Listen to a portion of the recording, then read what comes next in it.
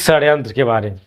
आज हम बात करेंगे आपराधिक षड्यंत्र क्या होता है और इसके लिए क्या सज़ा का प्रावधान है और इसके लिए कौन कौन सी वह चीज़ें ज़रूरी है जब आपराधिक षड्यंत्र तैयार होता है और इसमें जमानत कैसे मिल सकती है। इन सारी बातों की मैं चर्चा इस वीडियो के अंतर्गत करने वाला हूँ। सब कुछ डिटेल में बताऊँगा, ज़्यादा समय नहीं लूँगा। वीडियो को शुरू कर रहा हूँ।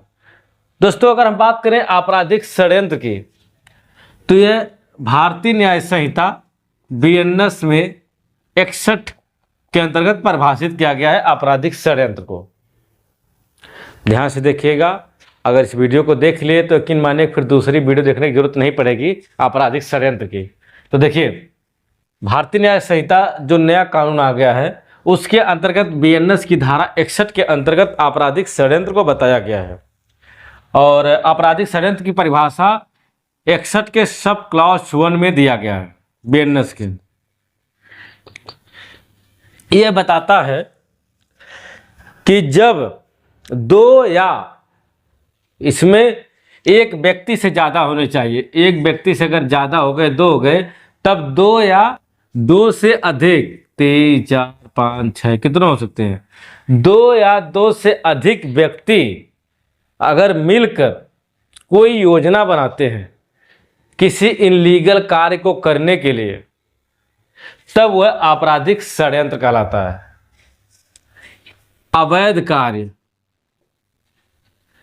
अवैध कार्य को करने के लिए दो या दो से अधिक व्यक्ति मिलकर कोई योजना बनाते हैं, प्लान बनाते हैं, तब वह आपराधिक षड्यंत्र माना जाएगा। और यह जरूरी नहीं है कि जो योजना बना रहे हो योजना पूरी हो। ये जरूरी नहीं कि वह योजना पूरी हो, वह पूरी ना हो, लेकिन अगर योजना के तहत वह कार्य कर रहे हैं, करने जा रहे हैं, चाहे एक व्यक्ति इसमें का करे चाहे सब लोग करें, लेकिन योजना के तहत वह कार्य करते हैं, तब वह क्या होगा, आपराधिक षड्यंत्र माना जाएगा। बात समझ में आई? जैसे समझिए, जो अवैध कार्य है इसको करने के लिए उनके पास समझौता होना चाहिए, आपस में वह समझौता कर ले कि भाई ये काम हमको करना है, तब वह आपराधिक षड्यंत्र माना जाएगा। कभी कभी आप लोगों ने देखा होगा कि जब मुकदमा दर्ज होता है 366, 363 IPC वाला, इसके साथ साथ 120B का भी 120B की भी मामला दर्ज होता था। पहले जो FIR आती थी 366, 363 IPC व 120B के तहत मामला दर्ज होता था। इसमें 120B कहाँ से लग गया, मैं बता रहा हूँ कहाँ से लगेगा। यह तो 366, 363 जो व्यक्ति लेकर भागता है किसी लड़की को, उसके लिए बना, व्यक्ति पुरुष के लिए बना है। लेकिन इसमें अगर मान लीजिए कोई महिला उसका साथ दे रही है, महिला, अब महिला तो 366, 63 का अपराध करेगी नहीं, लेकिन अगर वह उसमें सहयोग करती है, योजना बनाती है कि हाँ ऐसे ऐसे तुम भागो, या इससे बात भी कराती थी फोन से, किसी भी तरह की इसमें अगर षड्यंत्र में इसके भागने के पीछे अगर इसका हाथ मिलेगा, तब वहां पर 120B मिलता था अपराध, जो कि BNS में 61(2) के अंतर्गत 120B को रखा गया। तो बात समझ में आई कि इसका क्या मतलब, 61 आपराधिक षड्यंत्र का क्या मतलब है। योजना के तहत अगर किसी कार्य को अंजाम देते हैं या अंजाम नहीं दे पाते, लेकिन अब अगर आप योजना में शामिल हैं तो आप उसके अंतर्गत 61(1) के अंतर्गत दोषी होंगे, दंडित किए जाएंगे। दोस्तों, बात करेंगे इसके कुछ तत्व होते हैं, वह कौन कौन से तत्व हैं जो कि मायने रखते हैं। सबसे पहली बात, ऐसा कार्य घटित होने के लिए, आपराधिक षड्यंत्र होने के लिए दो या दो से अधिक व्यक्ति होने जरूरी है। दो या दो से अधिक व्यक्तियों का होना जरूरी होता है। और दूसरी बात, उन व्यक्तियों द्वारा अगर किसी कार्य को किया जाता है, किसी अपराध को किया जाता है, तो उसमें उनके अंतर्गत क्या होना चाहिए, समझौता होना चाहिए। जो भी अगर आप आपराधिक कार्य कर रहे हैं तो उनके अंतर्गत क्या होना चाहिए, समझौता होना चाहिए। और केवल समझौते के आधार पर वह व्यक्ति अपराध नहीं बन सकता है, जब तक कि उस अपराध को किया ना जाए, कदम ना उठाया जाए। कदम उठाना बहुत जरूरी है। यहाँ तक दो या दो से अधिक व्यक्ति है, ठीक है, यहाँ तक भी ठीक है, उनके अंतर्गत समझौता कि भाई इस कार्य को हम लोग करेंगे, लेकिन जब तक आप कोई कदम नहीं उठाते हैं तब तक वह अपराध की श्रेणी में नहीं आएगा। जो कदम आपने उठा लिया अपराध हो गया। मान लीजिए कि अगर यह एक घर है, दिख रहा है कि नहीं दिख रहा है? दिख रहा है। यह एक घर है। अब इसमें कोई व्यक्ति, मान लीजिए रमेश सो रहा है, अब इसके घर में चोरी करना है। तो यहां पर ए बी सी डी इन लोगों ने प्लान बनाया कि चलो इसके घर में हम लोग चलते हैं। ए ने कहा कि चलो मैं दरवाजा खोलूंगा, और बी उसके अंतर्गत प्रवेश होगा। सी यहाँ पर बाहर देखिएगा कोई आ तो नहीं रहा है, और डी जो है इसके घर में चोरी से जाकर के सामान इसके चोरी कर लेगा। अगर ये रमेश जाग गया तो ए उसको मुंह बंद करके बांध देगा। एक आदमी बाहर रखवाली कर रहा है। अब क्या हुआ, ये लोग अपराध, देखिए प्लान बनी है यहाँ पर, ये लोग प्लान बनाकर इस कार्य को कारित करने वाले होते हैं और घर में घुस भी जाते हैं। लेकिन जब दरवाजा तनी खुटुक खुटुक होता है, यानी खट खट की आवाज आती है, तो यह रमेश जाग जाता है और यह शोर मचा देता है। और शोर से ग्रामीण, जो भी व्यक्ति ग्रामीण वाले होते हैं, आकर के इन लोगों को पकड़ लेते हैं।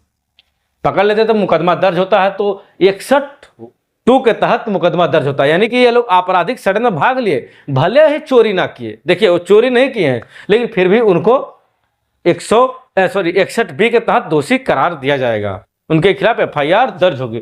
तो बात समझ में आया कि मैं क्या बताना चाह रहा हूं। आपराधिक षड्यंत्र की परिभाषा 61(1) में दिया गया है।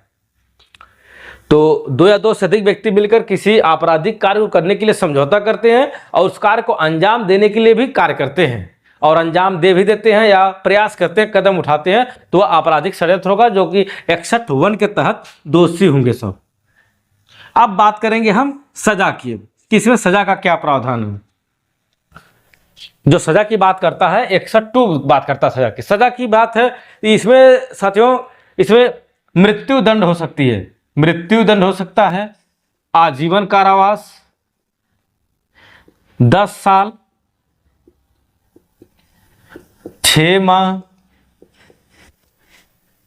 बहुत सारी बात सजाओं को लिख दिया मैं, ये सब हो सकते हैं।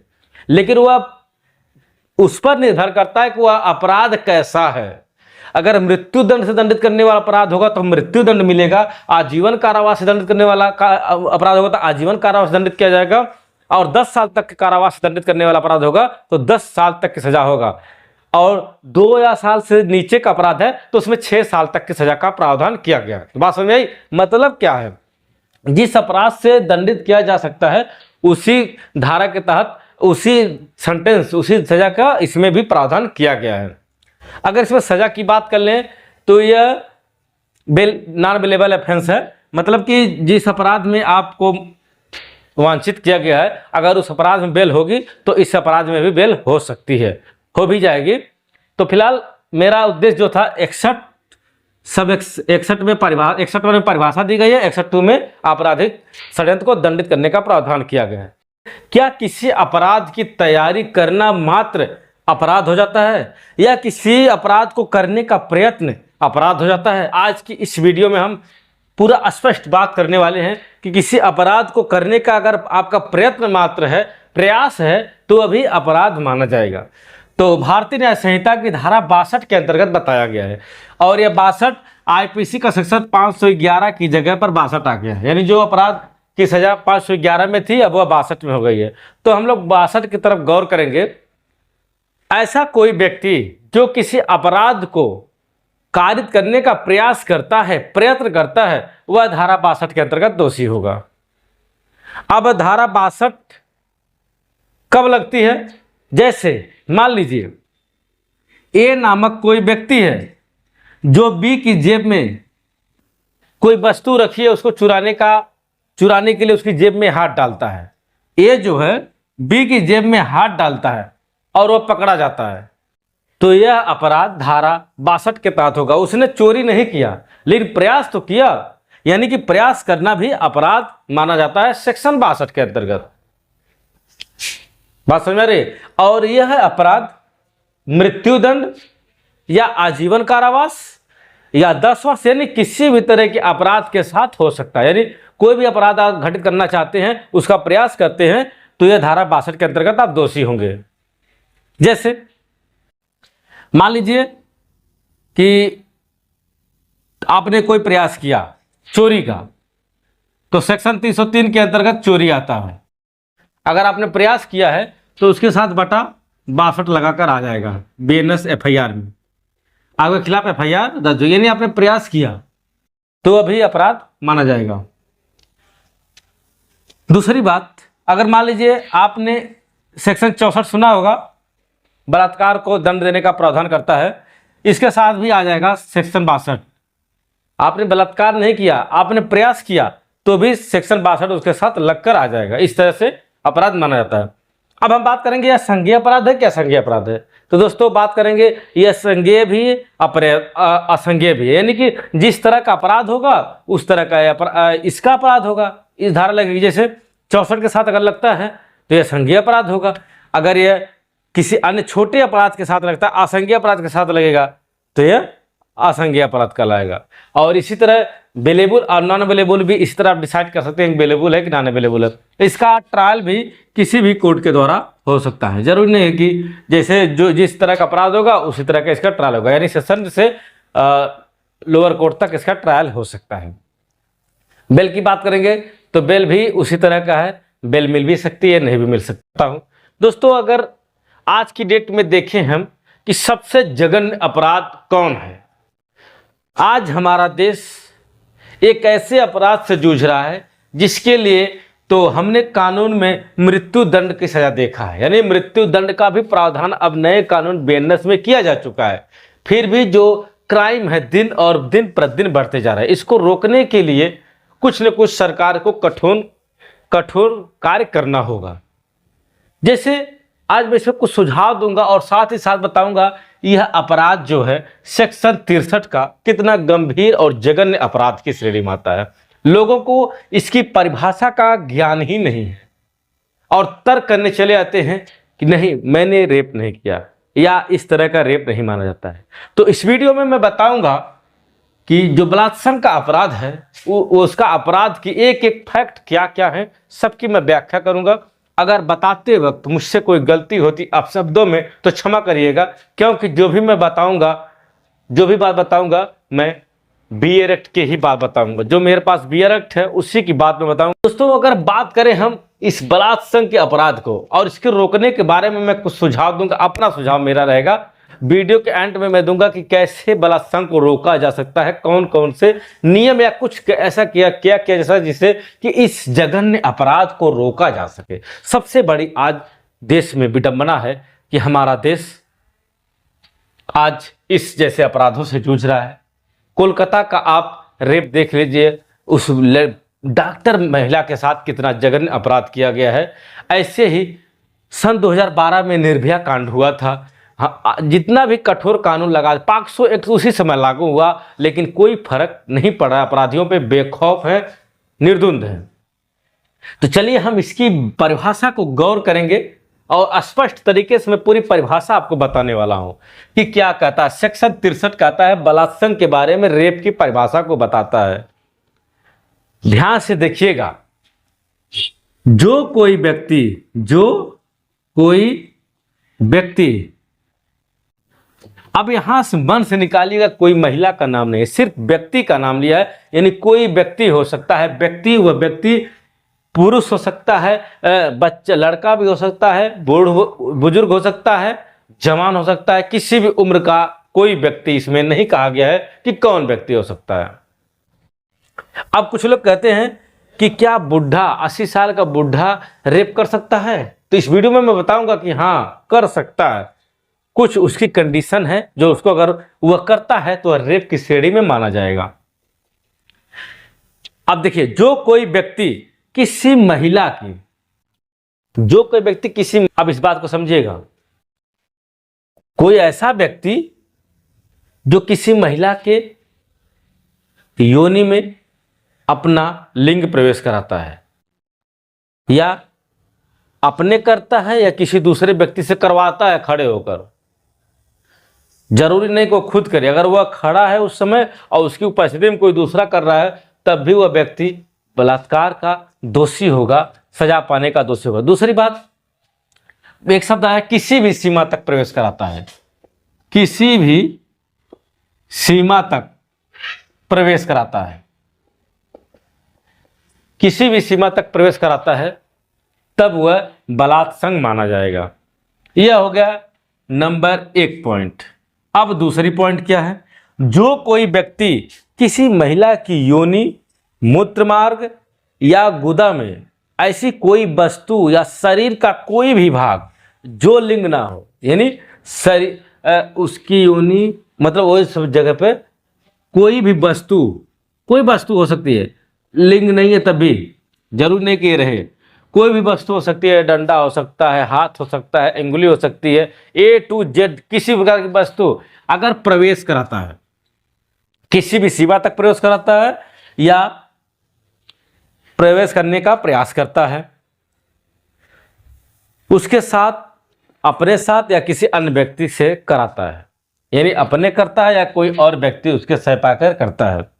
तीसरा, किसी महिला के शरीर के किसी भाग का इस प्रकार हस्तमैथुन करता है जिससे कि उस महिला की योनि, मूत्रमार्ग, गुदा या शरीर के किसी भाग में प्रवेशन कारित किया जा सके, या उससे ऐसा कारित करने के लिए करता है या खुद किसी और से कराता है। तीसरा होगा। चौथा, किसी महिला की योनि, गुदा, मूत्र, मुंह में योनि, गुदा, मूत्र, मूत्रमार्ग में मुंह प्रवेश कराता, मुंह लगाता है या उससे अपने साथ या किसी व्यक्ति के साथ कराता है, तब वह बलात्संग का दोषी होता है। यहाँ मुंह लगाता है या कोई भी वस्तु प्रवेश कराता है तो वह बलात्संग का दोषी होगा।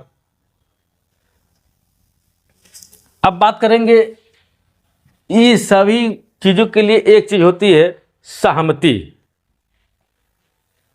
तो सहमति क्या?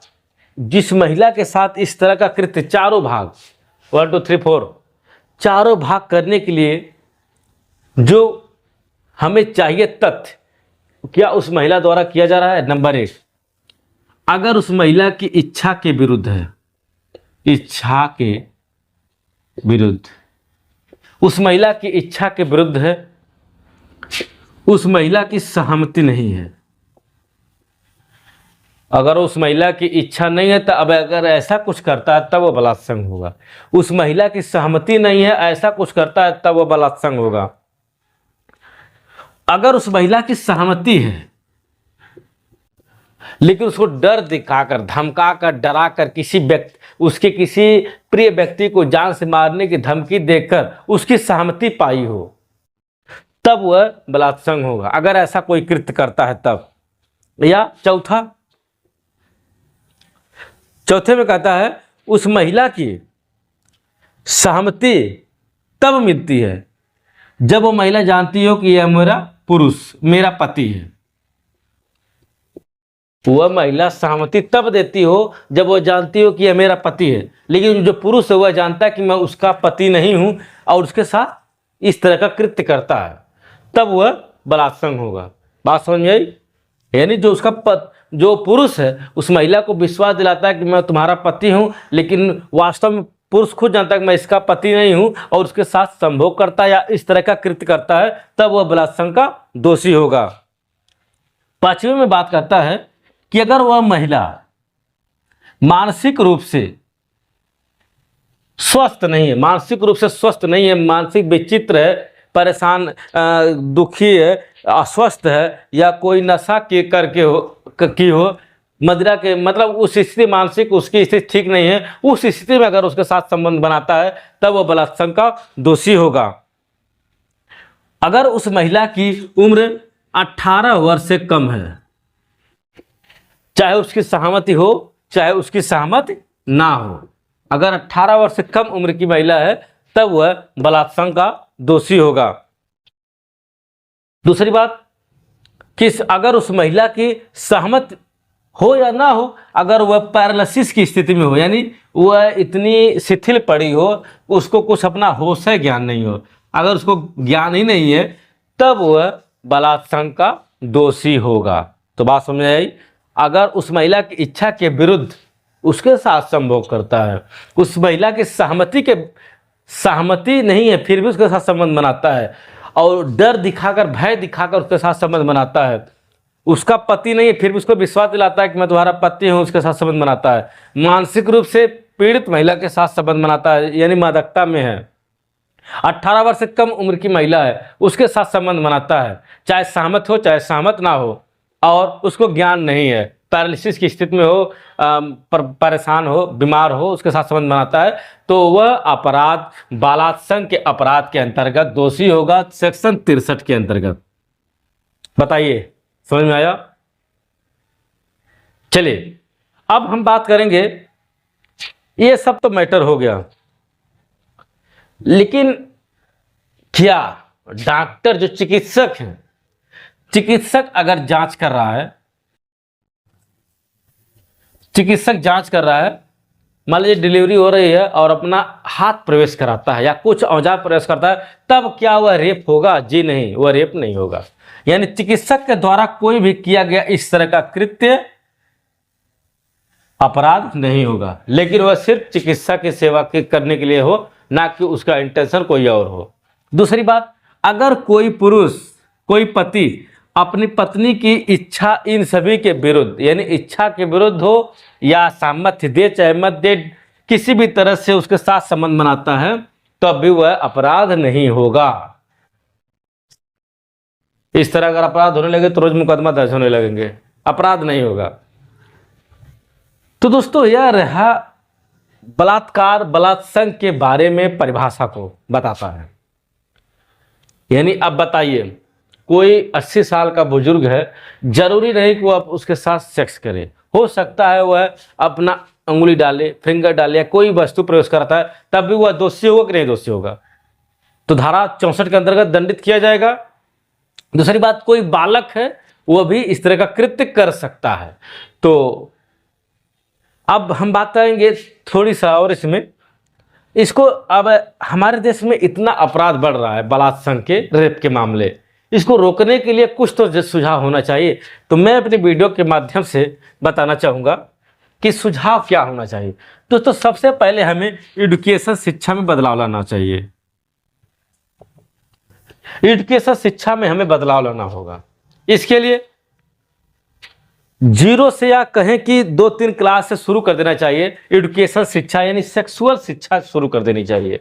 सबको बताना चाहिए कि बैड टच क्या होता है, गुड टच क्या होता है। छोटे छोटे बच्चों को अगर हम अभी सिखाएंगे बैड टच, गुड टच, या ऐसा करने से आपका जीवन और लाइफ खराब हो जाएगा, अगर आप इस तरह कोई कृत्य करेंगे आपका जीवन लाइफ खराब हो जाएगा, तो हो सकता है कि उस बच्चे के मन में पड़े और इस तरह का कृत्य ना करें। क्योंकि हमें शुरू से ही उनके मन में बदलाव लाना होगा, और वह बदलाव सिर्फ और सिर्फ शिक्षा के माध्यम से आएगा, बाकी किसी भी माध्यम से नहीं आने वाला है। तो सबसे पहले हमें एजुकेशन, शिक्षा जो है सेक्सुअल शिक्षा को लागू करना होगा पूरे देश में। तो फिलहाल आज की वीडियो में इतना ही। बाकी सेक्शन 64 के बारे में आपको पता है कि बलात्संग के लिए दंड देने का प्रावधान सेक्शन 64 में किया गया है। जो कोई भी व्यक्ति बलात्संग करता है उसको 10 साल से लेकर आजीवन कारावास से मृत्युदंड तक दंडित किया जा सकता है। महिलाओं से संबंधित धाराओं के बारे में, यानी भारतीय न्याय संहिता के अंतर्गत जितनी भी धाराएं महिलाओं से संबंधित है, मैं इस वीडियो में एक तरफ से बताने का प्रयास करूंगा। यानी पूरी धाराओं का चर्चा मैं इस वीडियो में बताऊंगा कि भारतीय न्याय संहिता के अंतर्गत उन धाराओं का क्या मतलब है, कौन कौन सी धाराओं से संबंधित मामले बनते हैं। तो आइए एक तरफ से हम समझने का प्रयास करेंगे। दोस्तों, सबसे पहले धारा की बात करेंगे हम रेप की। रेप की धारा 64 के अंतर्गत बताई गई है। अगर कोई व्यक्ति किसी महिला के साथ बलात्कार करता है, रेप करता है, तो वह बीएनएस की धारा 64 के अंतर्गत दोषी होगा। अगली धारा की बात करेंगे हम सेक्शन 65। यहां पर सेक्शन लिखेंगे और यहां पर 65 लिखेंगे। सेक्शन 65 के अंतर्गत 2 तरह के अपराधों का वर्णन किया गया है। सेक्शन 65 में पहले नंबर पे किसी भी उम्र की महिला के साथ अगर कोई व्यक्ति बलात्कार करता है, किसी भी उम्र की महिला के साथ अगर बलात्कार करता है, तो वह सेक्शन 65(1) के तहत दोषी होगा। लेकिन अगर वह 18 वर्ष से कम उम्र की महिला के साथ बलात्कार करता है, तब वह 65 के सब सेक्शन 2 के अंतर्गत दोषी होगा। समझ रहे बात को? 65 के सब सेक्शन 2 के अंतर्गत 18 वर्ष से कम उम्र की महिला के साथ रेप को परिभाषित करता है, और सेक्शन 1 सेक्शन 64 रेप को दंड देने का प्रावधान करता है। अगले सेक्शन की बात करेंगे हम, सेक्शन 66।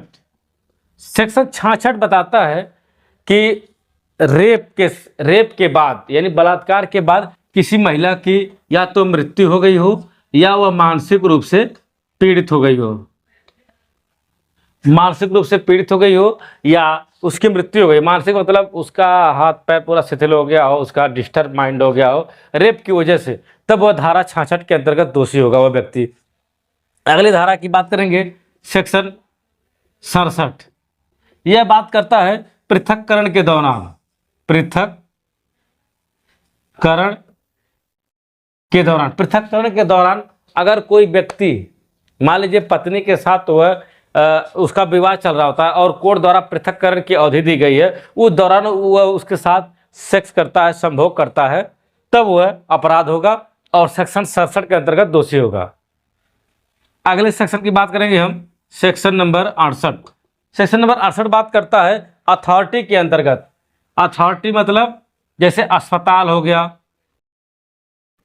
या जेल हो गई या पुलिस विभाग, यानी किसी की अथॉरिटी के अंदर, किसी की कस्टडी के अंतर्गत किसी महिला के साथ अगर बलात्कार होता है तब वह धारा 68 के अंतर्गत दोषी होगा।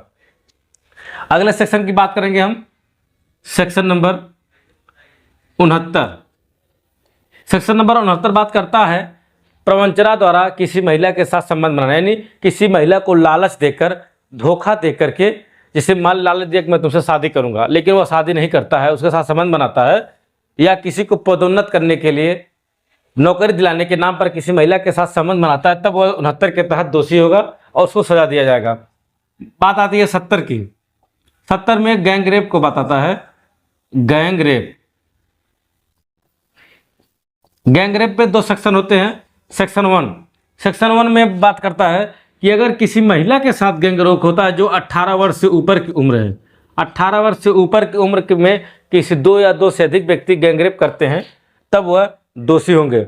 एक सब सेक्शन 2, 70 का सब सेक्शन 2 कहता है अगर किसी महिला का जिसकी उम्र 18 वर्ष से कम है, किसी महिला का उम्र 18 वर्ष से कम है, 18 वर्ष से कम अगर उसकी उम्र है, तब वह सेक्शन 70 का सब सेक्शन 2 के अंतर्गत दोषी होगा। अब अगले सेक्शन की बात करेंगे, सेक्शन नंबर 69। दोस्तों सेक्शन नंबर 71 बात करता है जो कोई व्यक्ति एक बार अगर रेप के मामले में दोषी सिद्ध हो गया है और पुनः वह रेप करता है, तब उसको दंड देने का प्रावधान पुनरावृत्ति में, पुनः अगर रेप करता है तब वह धारा 71 के अंतर्गत दोषी ठहराया जाएगा। दोस्तों सेक्शन नंबर 72 काफी इंपॉर्टेंट सेक्शन है, इसको जान लीजिए। यह क्या कहता है, किसी पीड़िता का, जैसे रेप से पीड़ित कोई महिला है और उसकी पहचान को उजागर करता है, उसकी फोटो वगैरह वायरल करता है बिना कोर्ट की अनुमति के, तब वह व्यक्ति सेक्शन 72 के अंतर्गत दोषी होगा। जैसे मान लीजिए कोई महिला यहाँ पर कोलकाता मामले में लोग फोटो वगैरह लेकर चिपका रहे हैं, थंबनेल बना रहे हैं, ऐसा नहीं करना चाहिए। उस महिला की प्राइवेसी का हनन हो रहा है, ये ऐसा नहीं कर सकते हैं। अगर ऐसा करेंगे आप सेक्शन 72 के तहत दोषी होगा। दूसरी बात, सेक्शन 73 क्या कहता है?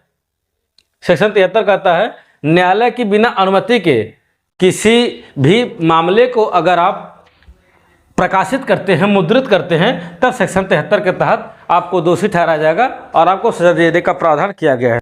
चलिए अब बात करेंगे हम सेक्शन 74 की। 74 क्या कहता है? सेक्शन 74, किसी महिला के साथ कोई व्यक्ति छेड़खानी करता है तब वह सेक्शन 74 के अंतर्गत दोषी होगा। सेक्शन 75, अगर कोई व्यक्ति सेक्शन 75 के अंतर्गत अपराध करता है, लैंगिक उत्पीड़न, किसी महिला का लैंगिक उत्पीड़न करेगा, तब वह व्यक्ति सेक्शन 75 के अंतर्गत दोषी होगा। अगले सेक्शन की अगर बात करें हम, सेक्शन नंबर 76। सेक्शन 76 क्या कहता है? किसी महिला को निवस्त्र करता है, माने किसी महिला का वस्त्र को उतार देता है, तब वह व्यक्ति सेक्शन 76 के तहत दोषी होगा और सजा देने का प्रावधान किया गया है। सेक्शन नंबर 77, सेक्शन 77 कहता है किसी महिला की प्राइवेट कृत को देखना। जैसे मान लीजिए कोई महिला अपना कोई प्राइवेट कृत कर रही है और कोई व्यक्ति जाकर को उसको देख रहा है, ताक रहा है, निहार रहा है और उसकी फोटो वगैरह खींच करके प्रसारित करता है, तब वह व्यक्ति 77 के तहत दोषी होगा। सेक्शन 78, सेक्शन 78 बात करता है किसी महिला को पीछा करे, मान लीजिए कोई महिला जा रही है, उस रास्ते में उसका पीछा करता है, तब वो व्यक्ति सेक्शन 78 के तहत दोषी होगा। और इसमें इंटरनेट वगैरह भी है, मान लीजिए इंटरनेट पे मैसेज वगैरह करता है, परेशान करता है, तब वो सेक्शन 78 के तहत दोषी होगा और उसके खिलाफ कार्रवाई होगी। सेक्शन 79, किसी महिला का ऐसा कोई शब्द कह दे जिससे उसकी लज्जा भंग हो जाए, उसका अनादर हो जाए, इस तरह से महिला का लज्जा भंग करने के आशय से कोई कटाक्ष करता है, तब वो सेक्शन 79 के तहत मामला बनता है। अब बात करेंगे सेक्शन नंबर 80 बात करता है दहेज मृत्यु के बारे में, यानी किसी महिला के दहेज मृत्यु हो जाती है तब वो सेक्शन 80 के तहत दोषी होगा। 81, सेक्शन नंबर 81 क्या कहता है, किसी महिला का विधि पूर्वक विवाहित ना हो, कोई व्यक्ति किसी महिला से विधि पूर्वक विवाहित ना हो, लेकिन वह बताए कि मैं तुम्हारे साथ विवाह किया हूं, मेरे साथ संबंध बनाओ, अगर उस तरह संबंध बना लेता है तब सेक्शन 81 के तहत मामला दंडित करने का प्रावधान बीएनएस में किया गया है। 82 बात करता है कि पति या पत्नी में से कोई भी व्यक्ति अगर जीवित है और वह दूसरी शादी कर लिया हो, मान लीजिए कोई पति है, उसकी पत्नी जीवित है और दूसरी शादी कर लिया हो, तब सेक्शन 82 के तहत दंड देने का प्रावधान बीएनएस के अंतर्गत किया गया है। सेक्शन 83 बात करता है विधिपूर्ण विवाह, अगर विधिपूर्ण विवाह नहीं हुआ है और कपटपूर्वक वह विवाह को पूर्ण करा करके उसके साथ संबंध बनाता है, तब सेक्शन 83 के तहत दंडित करने का प्रावधान नए कानून में किया गया है। अब अगले सेक्शन की बात करेंगे। 83 सेक्शन हो गया। अगला सेक्शन है 84। सेक्शन 84 क्या कहता है, सेक्शन 84 बात करता है विवाहित महिला को बहला फुसला कर भगा ले जाना। किसी विवाहित महिला को अगर कोई व्यक्ति बहला फुसला कर भगा ले जाता है तब वह सेक्शन 84 के तहत दंड देने का प्रावधान किया गया है। सेक्शन 85 क्या कहता है, किसी विवाहित महिला का उसके पति या रिश्तेदारों द्वारा अगर क्रूरता की जाती है तब वहां पर सेक्शन 85 लगता है। सेक्शन 86 में बताया गया है कि क्रूरता क्या चीज होती है। सेक्शन 86 में बताया गया है क्रूरता क्या चीज होती है। सेक्शन 87 बात करता है किसी महिला को शादी करने के उद्देश्य से बहला फुसला कर भगा कर ले जाना, शादी करने के उद्देश्य से अपहरण कर लेना। 87 हो गया।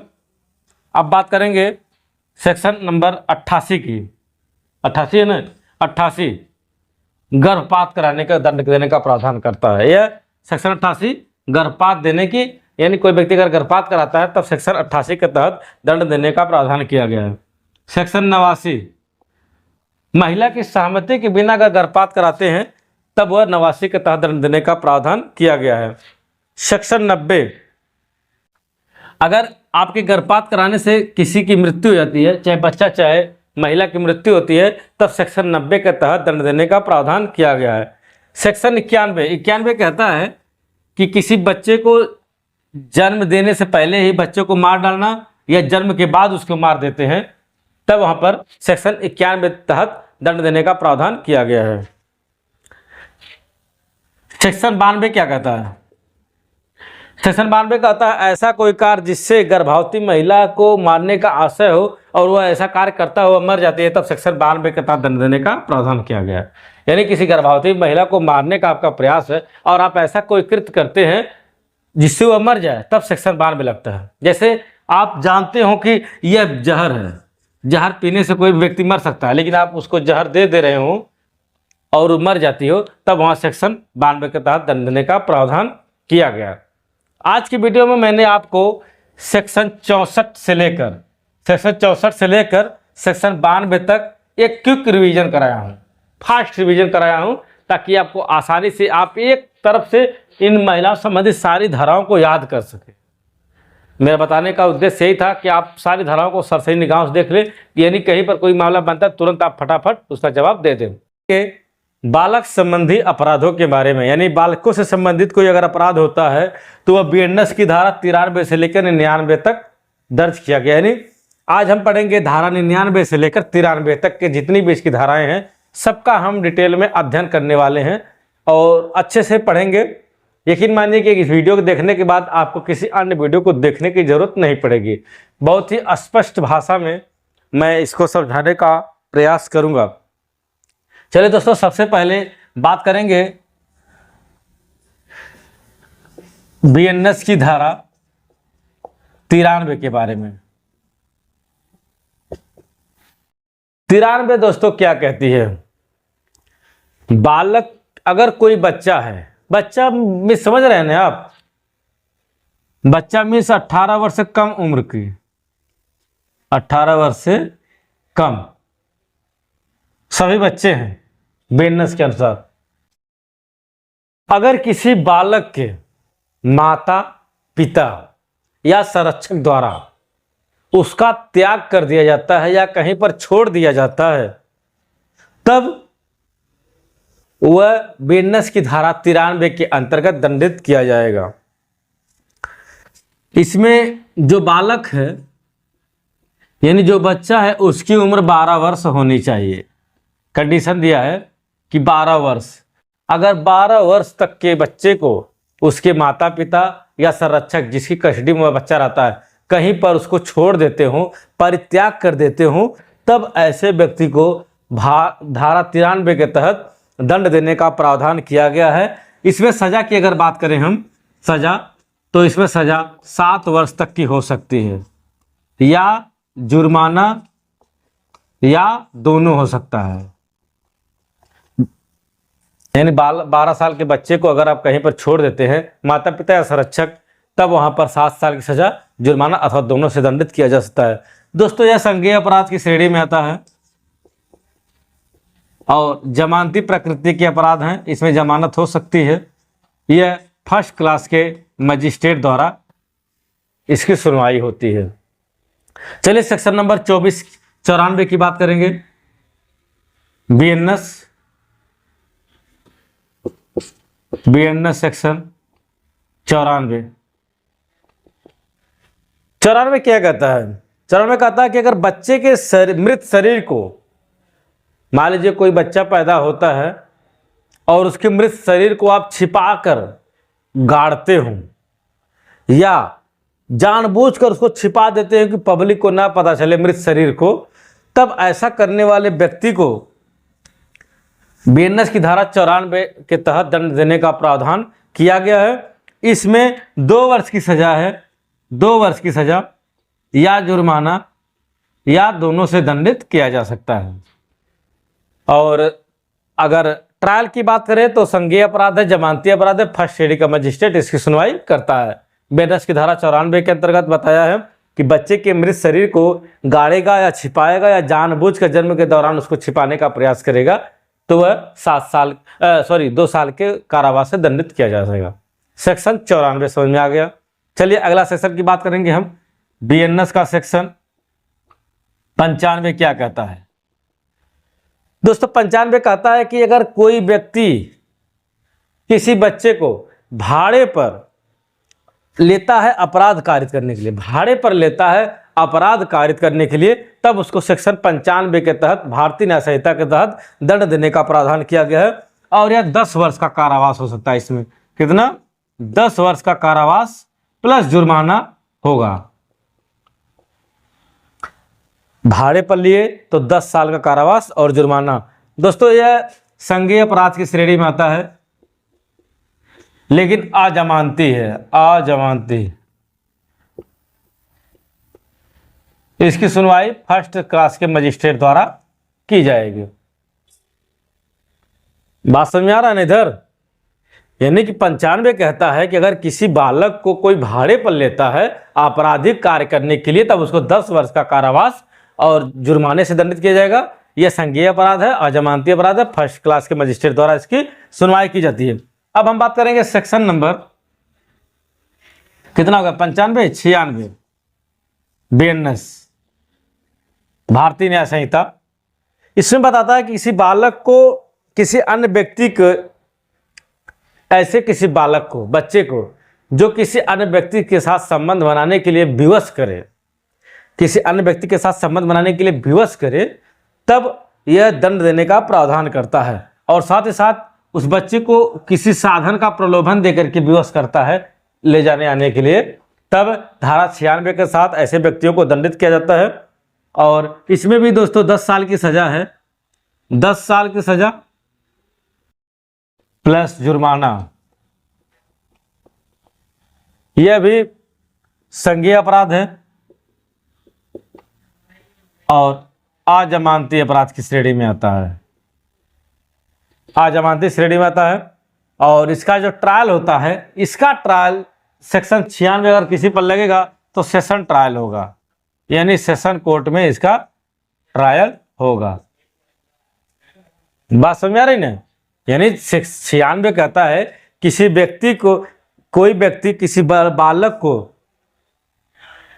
किसी अन्य व्यक्ति के साथ संभोग करने के लिए प्रोत्साहित करता है या देता है, विवश करता है, तब उसको 10 साल की सजा, संज्ञेय अपराध, अजमानती श्रेणी है, सेशन कोर्ट में ट्रायल होगा।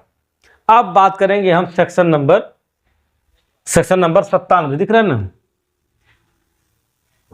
Section number 97 BNS। Section number 97 क्या कहता है कि 10 वर्ष के बालक, 10 वर्ष के आयु के अगर किसी बालक के चोरी करने के लिए, 10 वर्ष का मान लीजिए कोई बच्चा है, 10 वर्ष का अगर कोई बच्चा है और उसको चोरी करने, उसके शरीर पर कोई मान लीजिए कोई वस्तु है, उस शरीर सामान को चुराने के लिए उसका अपहरण करता है, तब वह व्यक्ति इस धारा 97 के तहत दंड देने का प्रावधान करता है। और इसमें 7 साल की सजा है, 7 साल की सजा प्लस जुर्माना। यह भी अजमानती अपराध की श्रेणी में आते हैं।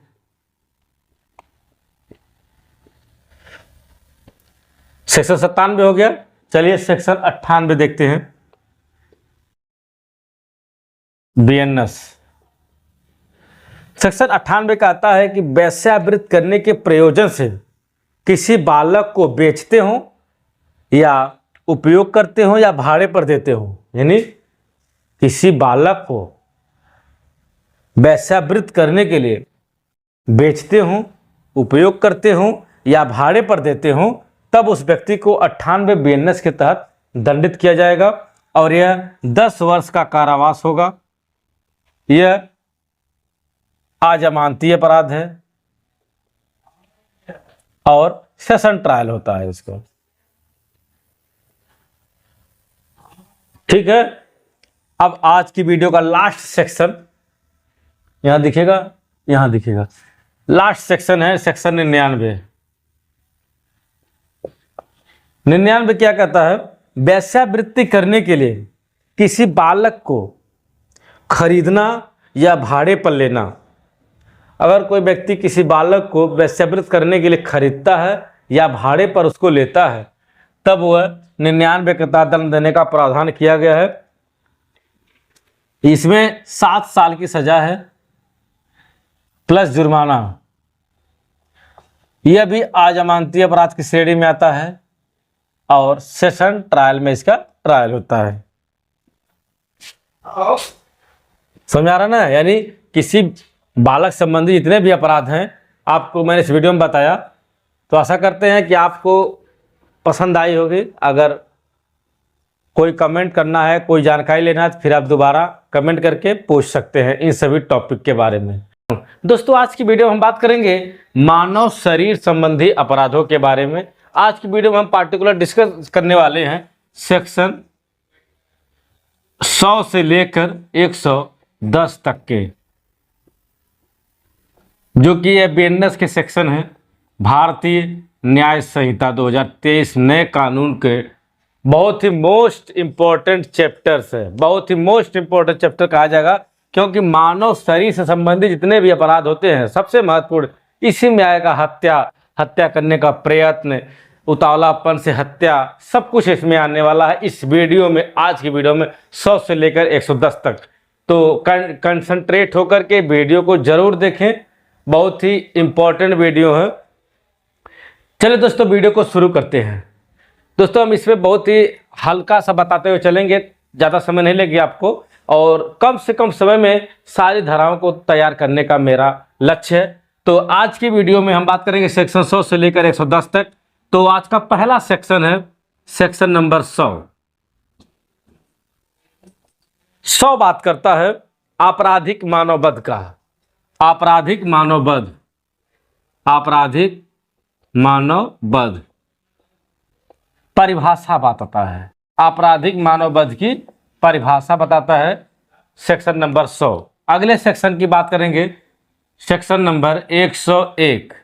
यह बात करता है हत्या की परिभाषा। हत्या की परिभाषा कि कब कोई हत्या में आती है और कब कोई हत्या 101 में आती है, कब कोई हत्या 100 में आती है। यह दोनों सेक्शन डिक्लेयर कर देते हैं। इसको मैं डिटेल में किसी अन्य वीडियो में समझाऊंगा। फिलहाल आज आप इतना ही समझें कि 100 में आपराधिक मानववध की परिभाषा दिया गया है, 101 में हत्या की परिभाषा दिया गया है। यह काफ़ी लेंदी है, इसको बाद में समझाने का प्रयास करेंगे। फिलहाल आप सेक्शन तैयार करिए। अगला सेक्शन है सेक्शन नंबर 102। यह बात करता है कोई व्यक्ति अगर किसी व्यक्ति की मृत्यु कारित करना चाहता है और उसकी जगह कोई दूसरे व्यक्ति की मृत्यु कारित हो जाती है, तब वह सेक्शन नंबर 102 बताता है। अगला सेक्शन है 103। यह बात करता है हत्या के लिए दंड। हत्या के लिए दंड। दोस्तों 103 में हत्या के लिए दंड दिया जाता है। इसमें आजीवन कारावास, आजीवन कारावास या मृत्यु दंड दिया जा सकता है। रेयर ऑफ द रेयरेस्ट मामलों में मृत्यु दंड दिया जाएगा, बाकी अन्य में आजीवन कारावास का प्रावधान किया गया है सेक्शन नंबर 103 में। Next section 104। सेक्शन 104 बताता है कि अगर कोई व्यक्ति हत्या के मामले में दोषी ठहराया गया है और वह सजा काट रहा होता है, उस दौरान किसी दूसरे व्यक्ति की पुनः हत्या कर देता है। पुनः हत्या अगर कोई व्यक्ति करता है सजा के दौरान, तब उसको मृत्युदंड या आजीवन कारावास से दंडित किया जाएगा। और आजीवन कारावास तब तक रहेगा जब तक कि उस व्यक्ति की मृत्यु ना हो जाए उसी जेल में। तो या तो मृत्युदंड हो सकता है या तो आजीवन कारावास हो सकता है। अगले सेक्शन की बात करेंगे हम 105। 105 बात करता है हत्या की कोटि में ना आने वाले आपराधिक मानववध के दंड। ये जो सेक्शन है 100 वाला, यह आपराधिक मानववध की परिभाषा बताता है और दंड की बात करता है 105। यानी 100 से लेकर सीधे 5वें नंबर पर आपराधिक मानववध के लिए दंड का प्रावधान किया गया है। आपराधिक मानववध दंड की बात करता है। आपराधिक मानववध में 10 साल से लेकर आजीवन कारावास तक की सजा हो सकती है और साथ ही साथ जुर्माना भी होगा इन सब में। तो जुर्माने का भी बाकायदा ख्याल रखा जाए, जुर्माना। अब सेक्शन बात करेंगे हम 106।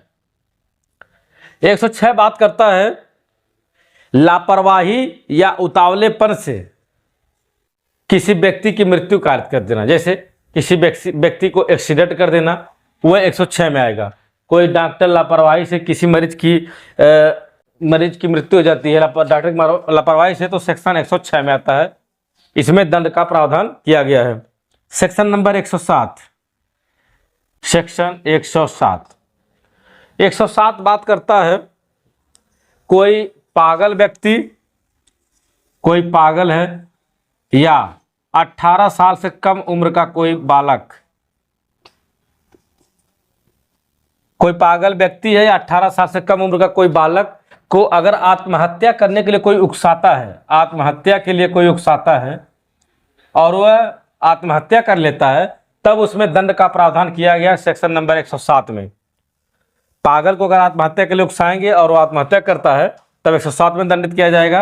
18 साल से कम उम्र के बालक के आत्महत्या के लिए उकसाएंगे, अगर वो आत्महत्या करता है तो 107 में दंडित किया जाएगा। इसमें बात करेंगे आजीवन कारावास की सजा है, आजीवन कारावास और या मृत्यु दंड से दंडित किया जा सकता है। साथ ही साथ जुर्माना भी होगा। ये जितने भी हैं अभी तक सभी सेशन ट्रायल में ही चलेंगे।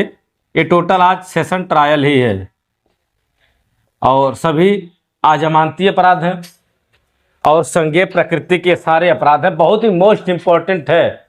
अगले अब इतना तक समझ लीजिए, उसके बाद हम दूसरी स्लाइड बनाएंगे। सेक्शन 100 में आपराधिक मानववध की परिभाषा दिया गया है। सेक्शन 101 में हत्या की परिभाषा है। सेक्शन 102 में यह बताया गया कि अगर कोई व्यक्ति किसी की मृत्यु कारित करना चाहता हो, उसकी जगह कोई दूसरा व्यक्ति की मृत्यु हो गई हो, तब सेक्शन 102 बताता है। सेक्शन 103 में हत्या के लिए दंड है। सेक्शन 104 में कोई व्यक्ति पुनः हत्या कर देता है तब है। सेक्शन 105 में आपराधिक मानववध के लिए दंड। सेक्शन 106 में लापरवाही से किसी व्यक्ति की मृत्यु कारित हो जाए। सेक्शन 107 पागल या 18 वर्ष से कम उम्र के व्यक्ति को आत्महत्या के लिए अगर कोई उकसाता है तो उसके लिए दंड का प्रावधान करता है। अगला सेक्शन है सेक्शन नंबर 108। 108 बात करता है आत्महत्या का उत्प्रेरण, यानी कि 107 में हमने पढ़ा कि कोई 18 साल से कम उम्र के व्यक्ति को आत्महत्या के लिए उकसाता है तो उसके लिए दंड है। अब सेक्शन 108 बताता है आत्महत्या के लिए उकसाना। अगर आत्महत्या का दुष्प्रेरण की बात करता है, अगर कोई व्यक्ति किसी को आत्महत्या के लिए इतना मजबूर कर दे कि वो आत्महत्या कर ले, तब उसके लिए दंड का प्रावधान किया गया। यानी किसी को इतना टॉर्चर किया जाए कि वो आत्महत्या कर ले, तो बात करता है 108। इसमें 10 साल की सजा है और साथ ही साथ जुर्माना है। सेक्शन 109 बात करता है हत्या का प्रयत्न। हत्या का प्रयत्न, हत्या के प्रयत्न के लिए दंड का प्रावधान किया गया है, यानी हाफ मर्डर इसको बोलते हैं, जो कि 109 में है। इसमें 10 साल या आजीवन कारावास हो सकता है। यह उसके केस के नेचर पर डिपेंड करेगा कि उसको आजीवन कारावास मिलेगा या 10 साल की सजा मिलेगी। इसमें भी जुर्माने का प्रावधान है। आज की वीडियो का आखिरी सेक्शन 110 बीएनएस, यह बात करता है आपराधिक मानववध, आपराधिक मानववध का प्रयत्न। आपराधिक मानववध का प्रयत्न अगर कोई करता है तो उसको 3 साल से 7 साल तक की सजा का प्रावधान किया गया है और यह भी सेशन ट्रायल है, जुर्माने का भी प्रावधान किया गया है। तो आज के सारे जो भी मैं टॉपिक बताया हूँ, सेक्शन 108 आत्महत्या, किसी कारण आत्महत्या कर लेता है तो 10 साल की सजा है। 109 में हत्या का प्रयत्न है। 110 में का सेक्शन है। तो चलिए शुरू करते हैं। दोस्तों, संगठित अपराध क्या होता है, पहले इसको समझने का प्रयास करेंगे। संगठित अपराध का मतलब है सिंडिकेट के सदस्य, सिंडिकेट के सदस्य। सिंडिकेट का सदस्य का एक व्यक्ति या संयुक्त रूप से, यानी एकल रूप से या संयुक्त रूप से, अगर सिंडिकेट के सदस्य कोई अपराध कारित करते हैं, जैसे अपहरण, लूट,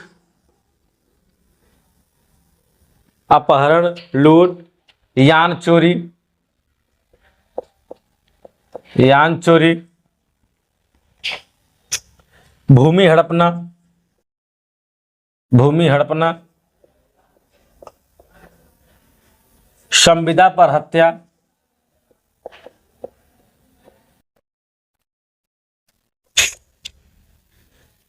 डकैती, उद्यापन,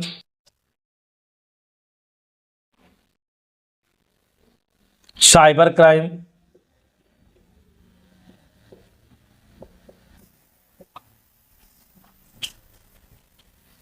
अवैध माल,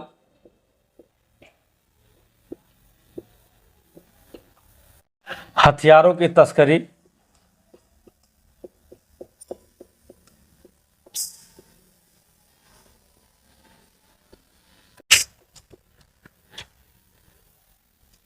वेश्यावृत्ति,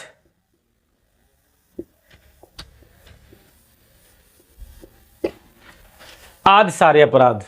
देखिएगा, सिंडिकेट का कोई सदस्य एकल रूप से या संयुक्त रूप से अगर वह अपहरण करते हैं, यान की चोरी करते हैं, भूमि हड़पने का काम करते हैं, लूट करते हैं, संविदा पर हत्या यानी कॉन्ट्रैक्ट हत्या, सुपारी लेते हैं, डकैती करते हैं, उद्यापन करते हैं, या साइबर क्राइम करते हैं, या अवैध माल इधर उधर करते हैं, तस्करी, हथियारों की तस्करी करते हों, मानव की तस्करी करते हों, या वेश्यावृत्ति करते हैं, इस तरह के अगर संगठित अपराध विधि विरुद्ध अगर किए जाते हैं तो वह संगठित अपराध कहलाते हैं। विधि विरुद्ध होना चाहिए, ये सारे के सारे मामले विधि विरुद्ध हों तो वह संगठित अपराध की श्रेणी में आता है। ऐसा करते हैं कि आपको संगठित अपराध समझ में आएगा, संगठित अपराध क्या होते हैं। आइए दोस्तों, यह अपराध टोली बनाकर भी हो सकता है, यह अपराध टोली बनाकर भी हो सकता है, और इसमें आर्थिक अपराध भी रखा गया है। आर्थिक अपराध, आर्थिक अपराध क्या है इसको समझ लीजिए। आर्थिक अपराध में आपराधिक न्यास भंग, आपराधिक न्यास भंग, आपराधिक न्यास भंग आएगा, करेंसी नोट आएगी, करेंसी नोट, सरकारी स्टैंपों में चोरी, सरकारी स्टैंप, हवाला का कारोबार, ये सारे अपराध जो है संगठित अपराध की आर्थिक अपराध की श्रेणी में आते हैं। यानी कोई व्यक्ति आपराधिक न्यास भंग करता है, कूट रचना करता है, करेंसी नोट, बैंक नोट, सरकारी स्टैंपों या कूटकरण, हवाला कारोबार, कोई भी अगर कृत्य शामिल करता है तो वह आर्थिक अपराध की श्रेणी में आता है। चलिए अब इसके दंड की बात करेंगे। संगठित अपराध के लिए क्या दंड का प्रावधान किया गया है, तो यह था सेक्शन 111 का सब क्लास 1 में संगठित अपराध की परिभाषा हो गई थी। अब हम बात करेंगे सेक्शन 111 का सब क्लास 2। सब क्लास 2 में एक और सब क्लास है सब क्लास 1। यह सजा की बात करता है।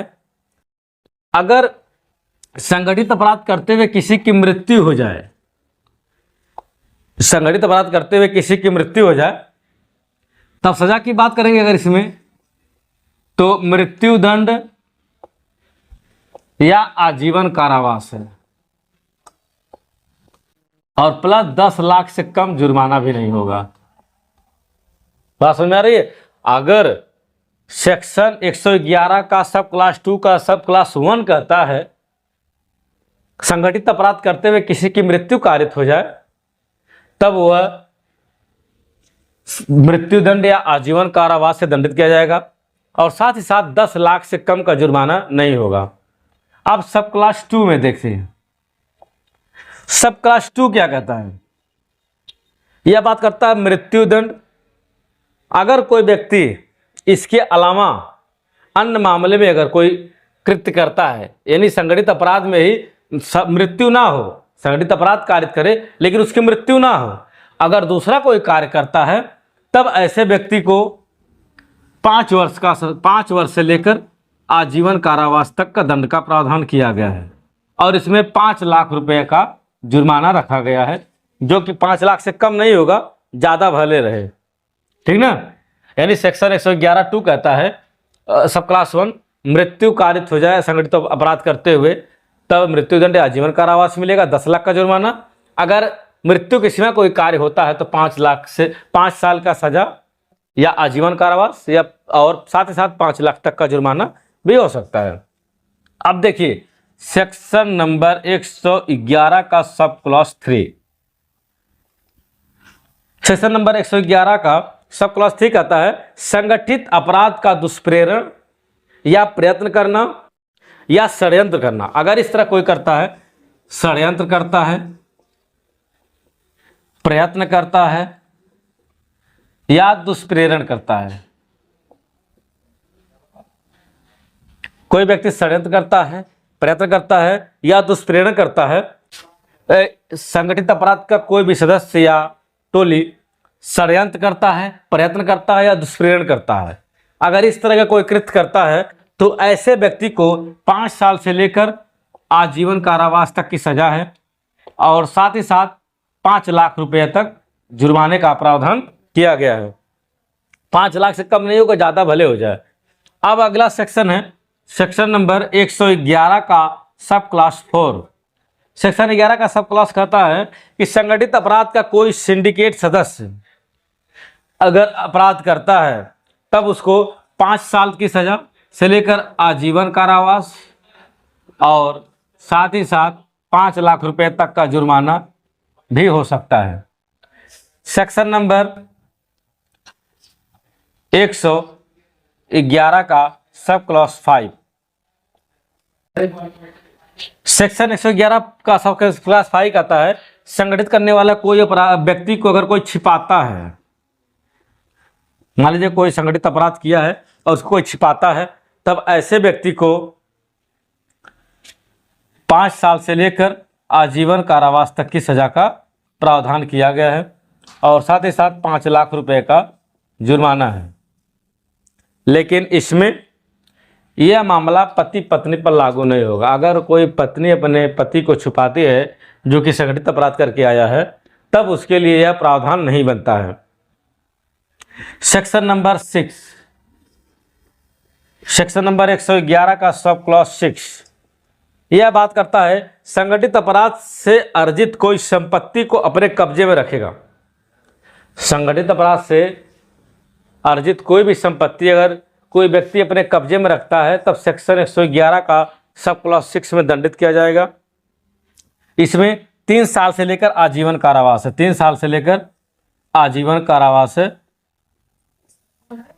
और 2 लाख रुपए तक का जुर्माना हो सकता है। 2 लाख से कम नहीं होगा, ज़्यादा भले होगा, कम नहीं होना चाहिए।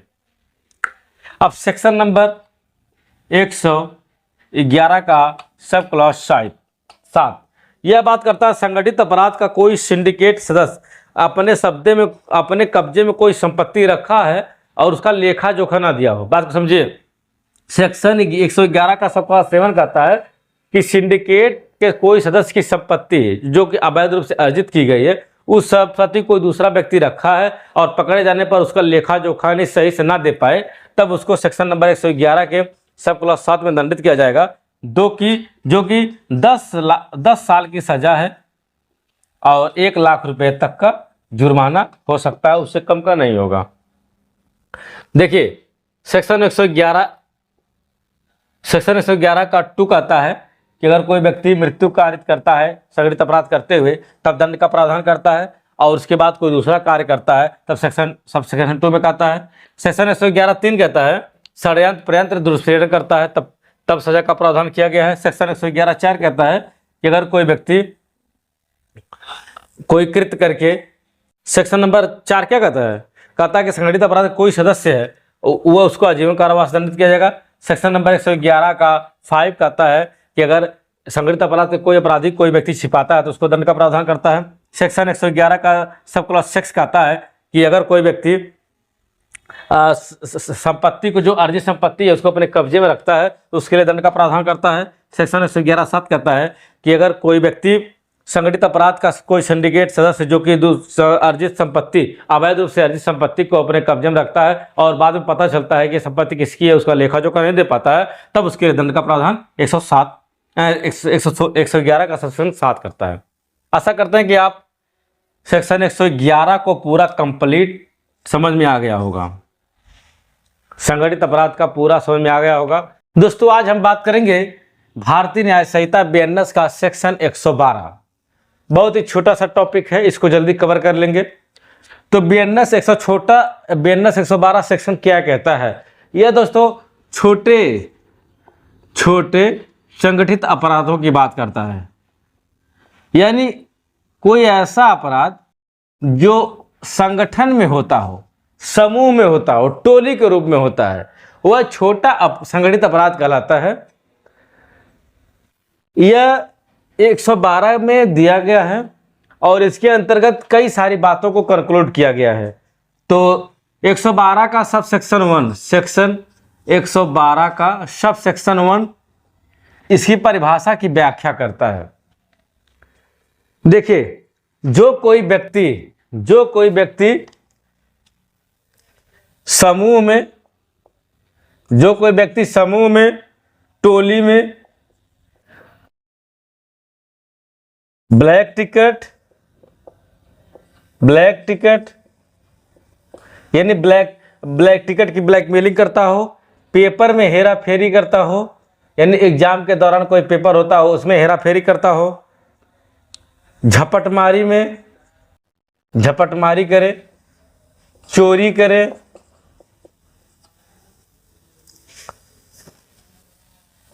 विक्रय संबंधी। देखिए क्या कहता है सेक्शन 112 का सब क्लास 1 क्या कहता है, कोई ऐसा समूह या संगठन या कोई व्यक्ति जो समूह में कोई अपराध कारित करता हो, टोली बनाकर, गैंग बनाकर कोई अपराध करता हो, ब्लैक टिकट बेचता हो यानी टिकट की ब्लैकमेलिंग करता हो, एग्जाम पेपर में हेरा फेरी करता हो यानी एग्जाम पेपर आउट कराता हो या वायरल करता हो, झपटमारी, छीन झपट्टी, चोरी करता हो, गुट में, टोली में चोरी करे और उल्टा सीधा सामानों का विक्रय करे जो कि अवैध रूप से माना गया है, ऐसे अपराध अगर कोई व्यक्ति करता है तो वह छोटा संगठित अपराध की श्रेणी में आता है। चलिए इसकी सजा के बारे में देख लेते हैं, सजा का क्या प्रावधान किया गया। इसमें सेक्शन 112 का सब क्लास 2 यानी अगर आपको एफआईआर दर्ज होगी तो सेक्शन 112 का सब क्लास 2 के तहत एफआईआर दर्ज होगी। तो समझ लीजिएगा कि टोली से संबंधित अपराध है, समूह संबंधित अपराध है या छोटे संबंधित अपराध, संगठन संबंधित अपराध है। और अब यह अपराध की बात करता है, इसमें सजा का क्या प्रावधान है। अगर इस तरह कोई अपराध करता हुआ पाया गया तो 1 साल से लेकर 7 साल तक की सजा का प्रावधान किया गया है और साथ ही साथ जुर्माने का भी इसमें प्रावधान किया गया है। दोस्तों, यह अजमानती अपराध होते हैं, अजमानती अपराध, संज्ञेय अपराध होते हैं और फर्स्ट श्रेणी का मजिस्ट्रेट सुनवाई करता है। ट्रायल करने का अधिकार प्रथम श्रेणी के मजिस्ट्रेट को होता है। तो चलिए एक बार फिर से इसको क्विक रिवीजन कर लेते हैं। सेक्शन 112 क्या आता है, छोटे संगठित अपराध के बारे में। सेक्शन 112(1) कहता है कि समूह बनाकर, टोली बनाकर, ब्लैकमेलिंग टिकट करके, पेपर में हेराफेरी करके, झपटमारी करके, चोरी विक्रय, ऐसा कोई समूह में कार्य होता है तो वह छोटा संगठित अपराध कहलाता है। 112(2) में दिया गया 1 साल की सजा से लेकर 7 साल तक की सजा है और जुर्माने से भी दंडित किया गया है। यह अजमानती अपराध है, संज्ञेय अपराध है। इसकी सुनवाई प्रथम श्रेणी के मजिस्ट्रेट द्वारा की जाएगी। आशा करते हैं वीडियो आपको पूरा का पूरा याद हो गई होगी, समझ गए होंगे। दोस्तों, आज हम बात करेंगे भारतीय न्याय संहिता की धारा 113 के बारे में। बीएनएस का सेक्शन हम लोग पढ़ रहे हैं और आज हम बात करेंगे आतंकवादी कृत्य के बारे में। आतंकवादी कृत्य मोस्ट इंपॉर्टेंट टॉपिक है। हम लोग इसके पहले आईपीसी पढ़ते थे, भारतीय दंड संहिता, उसमें आतंकवाद को नहीं परिभाषित किया गया था। आतंकवाद के लिए अब जो नया कानून बना है 2023 में बीएनएस का, इसमें आतंकवादी कृत्यों को बखूबी बताया गया है। सारे सबसेक्शनों में 7 सबसेक्शन बताए गए हैं और पूरा हम लोग इस वीडियो में चर्चा करने वाले हैं सारे सबसेक्शनों के बारे में। तो चलिए हम इसके अपराध को बताते हैं। दोस्तों, आतंकवादी कृत्य यानी कोई व्यक्ति भारत की अखंडता, संप्रभुता या भारत के खिलाफ कोई भी कृत्य करता है जिसमें मानव की हत्या, डायनामाइट, बम इत्यादि से कहीं पर विस्फोट करता हो, कोई व्यक्ति मर जाता हो या किसी का अपहरण कर लेता हो, फिरौती के रूप में मांगे कि मैं ये प्लेन हाईजैक कर लिया हूँ, इसको मुझे इतना चाहिए। तो इन सारे कृत्यों को इसमें बाकायदा डिफाइन किया गया है। सेक्शन 113 का 1 में पूरी परिभाषा इसमें दी गई है।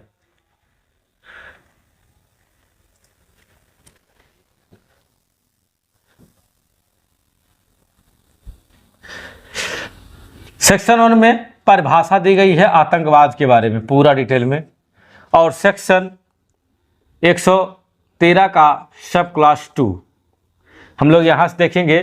तो 113 का सब क्लास 2 क्या कहता है, यह बात करता है सजा के बारे में। तो सजा के बारे में पूरा चर्चा करने वाले हैं। अगर सेक्शन 113(2) का सब क्लास 1 क्या कहता है, आतंकवादी कृत्य करते समय किसी व्यक्ति की मृत्यु कारित हो जाए, आतंकवादी कार्य करते समय अगर उसमें किसी व्यक्ति की अगर मृत्यु कारित हो गई है, तब ऐसे आतंकवादियों को मृत्युदंड से या फिर आजीवन कारावास से दंडित किया जाएगा, और साथ ही साथ जुर्माना भी होगा, साथ ही साथ जुर्माना भी होगा। यह दोस्तों सेशन ट्रायल होगा। सेशन ट्रायल अजमानती अपराध होते हैं, यानी नॉन बेलेबल ऑफेंस होते हैं। सेक्शन 113(2) का सब क्लास 1 कहता है, अगर आतंकवादी कृत्य करते समय किसी व्यक्ति की अगर मृत्यु कारित हो गई हो, तब उसको मृत्युदंड या आजीवन कारावास से दंडित किया जाएगा, और साथ ही साथ जुर्माना भी लगाया जाएगा। अब बात करेंगे बी वाला, यानी सेक्शन 113(2) का सब क्लास बी कहता है, आतंकवादी कृत्य करते समय कोई कार्य हो गया हो, मृत्यु को छोड़कर कोई भी कार्य आतंकवादी कृत्य किया गया है, तो उसके लिए भी दंड का प्रावधान किया गया है। और इसमें बात करेंगे आजीवन कारावास तक दंडित किया जाएगा, 5 वर्ष से लेकर आजीवन कारावास तक दंडित किया जाएगा, और साथ ही साथ जुर्माना भी होगा। यह भी सेशन ट्रायल है, नॉन अवेलेबल ऑफेंस है, यानी इसमें भी जमानत का कोई प्रावधान नहीं किया गया है। अगले सेक्शन की बात करेंगे, सेक्शन नंबर 113 का सब क्लास 3, ये 2 हो गया। अब तीसरे की बात करेंगे। तीसरा क्या कहता है, आतंकवादी कृत्य के लिए, आतंकवादी कृत्य के लिए कोई व्यक्ति षड्यंत्र करता हो या प्रयत्न करता हो या दुष्प्रेरण करता हो, आतंकवादी कृत्य के लिए कोई व्यक्ति प्रयत्न करता हो, दुष्प्रेरण करता हो, समर्थन करता हो, किसी पक्ष का समर्थन करता हो, इस तरह के अगर कोई व्यक्ति कृत्य करता है, यानी आतंकवाद को बढ़ावा देने का कृत्य करता है, तो उस व्यक्ति को दंडित किया जाएगा सेक्शन 113 के सब क्लास 3 में, और इसमें 5 साल से लेकर, इसमें भी 5 साल से लेकर आजीवन कारावास तक की सजा का प्रावधान किया गया है, और साथ ही साथ जुर्माना भी होगा। यह भी दोस्तों सेशन ट्रायल है, नॉन अवेलेबल ऑफेंस है, इसकी सुनवाई सेशन ट्रायल में की जाएगी। सेक्शन 113(3) की बात करता है। अब अगले सेक्शन की हम बात करेंगे, सेक्शन 113 सब क्लास 4। यह बात करता है आतंकवादी प्रशिक्षण, अगर कोई भी व्यक्ति आतंकवादी प्रशिक्षण देता हो, कैंप लगाता हो, प्रशिक्षण देता हो, कैंप लगाता हो या भर्ती करता हो, इस तरह का अगर कोई व्यक्ति कृत्य करता है, तो उसको भी 5 साल से लेकर आजीवन कारावास तक की सजा का प्रावधान नए कानून बेनस के अंतर्गत किया गया है। अब अगले बात करेंगे, अगला सेक्शन, सेक्शन नंबर 113 का सब क्लास 4। कोई भी व्यक्ति आतंकवादी कृत्य में भाग लेकर कोई सदस्य काम करता, आतंकवादी संगठन का कोई भी सदस्य अगर कार्य करता है आतंकवादी कृत्य के लिए, तब उसको भी आजीवन कारावास से दंडित किया जाएगा, और साथ ही साथ जुर्माने का भी प्रावधान किया गया है। नेक्स्ट सेक्शन, सेक्शन नंबर 113 का सब क्लास 5 क्या कहता है, 13 का सब क्लास 5 कहता है, सॉरी 5 तो हो गया है, 6 कहता है कोई आतंकवादी को पनाह देता हो, आतंकवादी को पनाह देता हो, संरक्षण देता हो, अपने घर में आवास में उसको रखता हो, छिपाएगा, ऐसा व्यक्ति सेक्शन 113(6) के तहत दोषी ठहराया जाएगा, और ऐसे व्यक्ति को 3 साल से लेकर आजीवन कारावास तक की सजा का प्रावधान किया गया है। इसमें एक एक्सेप्शन यह है कि अगर कोई पत्नी अपने पति को या पति अपने पत्नी को इस कार्य के लिए छिपाता है, तो वह दोषी नहीं होगा। बात समझ में आ रही है? यानी पति पत्नी का अगर एक दूसरे का संश्रय देते हैं, छिपाते हो, पनाह देते हो, तो वह दोषी नहीं होगा, बाकी कोई व्यक्ति है तो वह दोषी होगा। चलिए अगला सेक्शन की बात करेंगे हम। जगह है कि नहीं यहाँ पर? यहाँ पर देख लीजिए सेक्शन 113 का सब क्लास 7 यह बात करता है कि आतंकवादी कृत्यों द्वारा कोई भी संपत्ति अर्जित की गई हो, यानी आतंकवादी कृत्य करते समय अगर कोई संपत्ति अर्जित की गई है और वह संपत्ति कोई व्यक्ति अपने कब्जे में रखता है, तब ऐसा करने वाले व्यक्ति को आजीवन कारावास से दंडित किया जाएगा। आजीवन कारावास से दंडित किया जाएगा और साथ ही साथ जुर्माने का भी प्रावधान किया गया है। और ये सारे के सारे सेशन ट्रायल होते हैं, यानी इनकी सुनवाई का अधिकार सीधे सेशन कोर्ट को होगा और वह कोर्ट ये सारे अजमानती अपराध की श्रेणी में आते हैं, गंभीर श्रेणी के अपराध होते हैं और समझौता योग्य अपराध नहीं होते हैं। तो आज हमने सीखा सेक्शन 113 के आपराधिक कृत्यों के बारे में पूरा डिटेल में समझाने का मैं प्रयास किया हूँ। हालांकि मानता हूँ कि कुछ धुंधलापन है, शिकायत आती है कि साफ नहीं दिखता है ब्लैक बोर्ड पे, क्या करें, अब साफ लिखने का प्रयास करता हूँ लेकिन इस पे फॉर्मेट की वजह से साफ नहीं चलता है। फिर भी एक दूसरा बोर्ड लाएंगे, उसके बाद स्पष्ट हो जाएगा। फिलहाल आप लोग सपोर्ट करिए और मेरे चैनल को ज़्यादा से ज़्यादा सब्सक्राइब करने का प्रयास करें और लोगों को भी सब्सक्राइब कराएं, क्योंकि अगर आप लोग सब्सक्राइब करते हैं तो हमें प्रोत्साहन मिलता है, वीडियो बनाने में अच्छा लगता है। भारतीय न्याय संहिता की धारा 114 से लेकर 119 तक की डिटेल में अध्ययन करने वाले हैं इस वीडियो के अंतर्गत। तो फ्रेंड्स, अगर आप चैनल पर नए हैं तो प्लीज़ चैनल को सब्सक्राइब करें। आज हम बताएंगे चोट व मारपीट से संबंधित मामले। इस वीडियो में चर्चा होगी कि चोट क्या होती है, यानी उपहत और घोर उपहत क्या होती है। चोट से संबंधित सारे मामलों को इस वीडियो में मैं कवर अप करने वाला हूं। हम बात करेंगे सेक्शन 114 से लेकर 119 तक के अपराधों के बारे में। बीएनएस भारतीय न्याय संहिता से संबंधित मामलों को चर्चा किया जाएगा। तो फ्रेंड्स, अगर चैनल पर नए हैं तो बने रहें। चलिए वीडियो को शुरू करते हैं। सबसे पहले दोस्तों बात करेंगे हम सेक्शन 114 बात क्या करती है इसके बारे में देखेंगे। यह दोस्तों इसमें सब सेक्शन 1 है। मारपीट से संबंधित जो भी मामले होते हैं सेक्शन 14 से शुरू हो जा रहे हैं। इसमें दोस्तों बात आती है हर्ट की। हर्ट यानी उपहत। अगर कोई व्यक्ति किसी को हर्ट पहुंचाता है, उपहत कारित करता है, तो वह सेक्शन 114 के अंतर्गत आता है।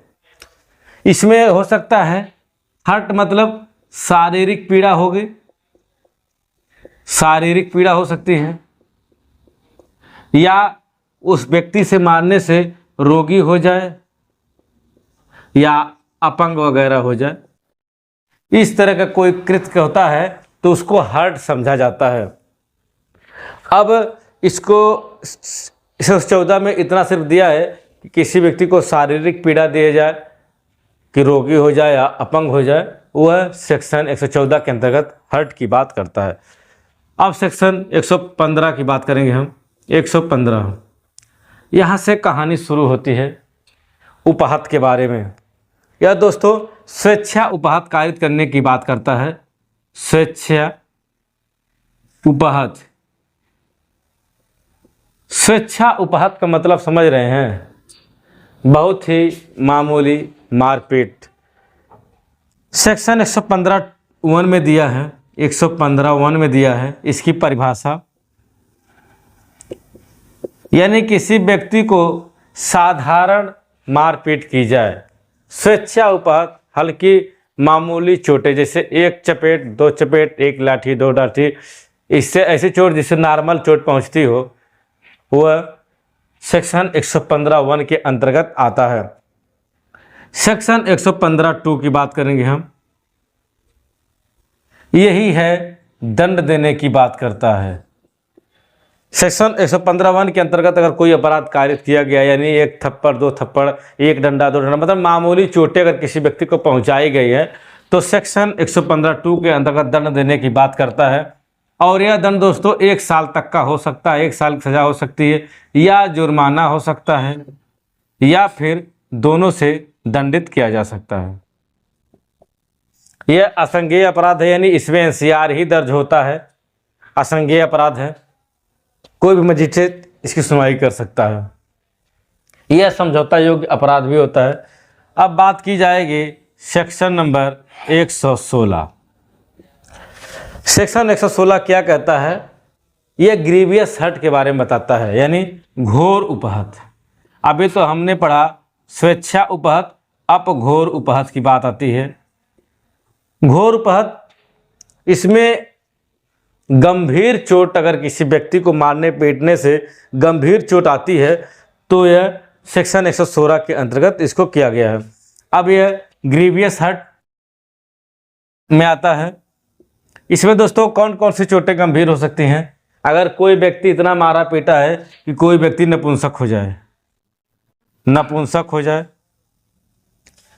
या उसको फ्रैक्चर हो जाए, उसके मारने पीटने से फ्रैक्चर हो जाए, अपंग हो जाए, या उसके नेत्र में चोट लग गई हो। नेत्र मतलब आंख, चलिए, आंख में चोट लग गई हो, कान में चोट लग गई हो, दांत में चोट लग गई हो, सिर में चोट लग गई हो, किसी भी जगह अगर फ्रैक्चर आ जाता है, गंभीर चोट लग जाती है, नाक कान मार दिया, सुन नहीं पा रहे हो, नाक में मार दिया, खून आ गया हो, और सिर फोड़ दिया हो, मारा हो, पैर टूट के अपंग हो गया हो, फ्रैक्चर हो गया है, इस तरह का कृत्य करने से, इसी तरह के कृत्य को घोर उपहत कहते हैं। यूँ समझे, अगर बहुत ही सिंपल समझना चाहते हैं तो समझ लीजिए सेक्शन 116 क्या कहता है कि अगर किसी व्यक्ति को 15 दिनों तक ऐसी पीड़ा हो रही हो जिसकी वेदना से वह पीड़ित हो, परेशान हो, 15 दिनों तक लगातार पीड़ा से पीड़ित हो, वह ग्रीवियस हर्ट कहलाता है। यानी 15 दिनों के अंतर्गत वह अपना मामूली कामकाज भी ना कर पाए तो सेक्शन 15 दिनों तक अगर काम नहीं कर पाता है तो सेक्शन 116 के अंतर्गत घोर उपहत कारित करने का प्रावधान किया गया है। यहाँ तक बात समझ में आ गई। चलिए अब हम सेक्शन 116 यहाँ पर समाप्त होता है। अब सेक्शन 117 की बात करेंगे हम। 117, चलिए 117 यहाँ हो जाएगा, ठीक है। सेक्शन नंबर 117 दोस्तों यह दंड की बात करता है, यानी किसी व्यक्ति को फ्रैक्चर वगैरह हो गया है तो सेक्शन नंबर 117(2) के अंतर्गत 117(2) के अंतर्गत दंड देने की बात करता है। इसमें 7 साल तक की सज़ा हो सकती है, उस व्यक्ति को 7 साल की सज़ा प्लस जुर्माने से दंडित किया जाएगा। यह भी प्रथम श्रेणी के मजिस्ट्रेट द्वारा सुनवाई होती है। 7 साल की सज़ा है लेकिन जमानती अपराध की श्रेणी में आता है। तो सेक्शन 117(2) कहता है किसी व्यक्ति को फ्रैक्चर हो गया हो, चोट लग गई हो, कान फट गया हो, दांत टूट गया हो, किसी प्रकार कोई कृत्य किया है तो वह 7 साल की सज़ा से दंडित किया जा सकता है। अब आइए सेक्शन 117(3) क्या कहता है। यह कहता है कि किसी व्यक्ति के मारने पीटने से कोई व्यक्ति अस्थाई या अस्थाई विकलांग हो गया हो, नपुंसक हो गया हो, इस तरह अगर कोई व्यक्ति हो गया है, पागल हो गया हो, विकृचित हो गया हो, तब उसको आजीवन कारावास या 10 साल की सज़ा से दंडित किया जा सकता है। और दोस्तों यह सेशन ट्रायल होगा, यह नॉन बेलेबल ऑफेंस है। समझ आया? यानी कि किसी व्यक्ति के मारने पीटने से कोई अपंग हो गया हो, अस्थायी रूप से चाहे अस्थायी रूप से विकलांग हो गया हो, तो उसे आजीवन कारावास या 10 साल तक सजा हो सकती है सेक्शन 117(3) के अंतर्गत। यहाँ तक बात स्पष्ट हुई। अगले सेक्शन की बात करेंगे हम, सेक्शन नंबर 117(4). सेक्शन नंबर 117(4) कहता है कि अगर 5 या 5 से अधिक व्यक्ति, देखिएगा 5 या 5 से अधिक व्यक्ति जाति, धर्म, मजहब, लिंग भेदभाव इत्यादि करके कोई अपराध कारित करते हैं, घोर अपराध कारित करते हैं, तब उनको सेक्शन 117(4) के तहत दंड देने का प्रावधान किया गया है, जो कि 7 साल तक की सजा प्लस जुर्माने से दंडित किया जाएगा। बताइए यह सेक्शन समझ में आया? सेक्शन 117(4) कहता है 5 या 5 से अधिक व्यक्ति मिलकर अगर लिंग भेदभाव, जात, धर्म, मजहब, समुदाय इस तरह का भेदभाव करके अगर अपराध कारित करते हैं, मारपीट करते हैं, घोर अपराध कारित करते हैं, तब 117(4) के तहत दंडित किया जाएगा, जो कि 7 साल तक की सजा की बात करता है। अब आ गए सेक्शन नंबर 118। सेक्शन नंबर 118 की बात करेंगे।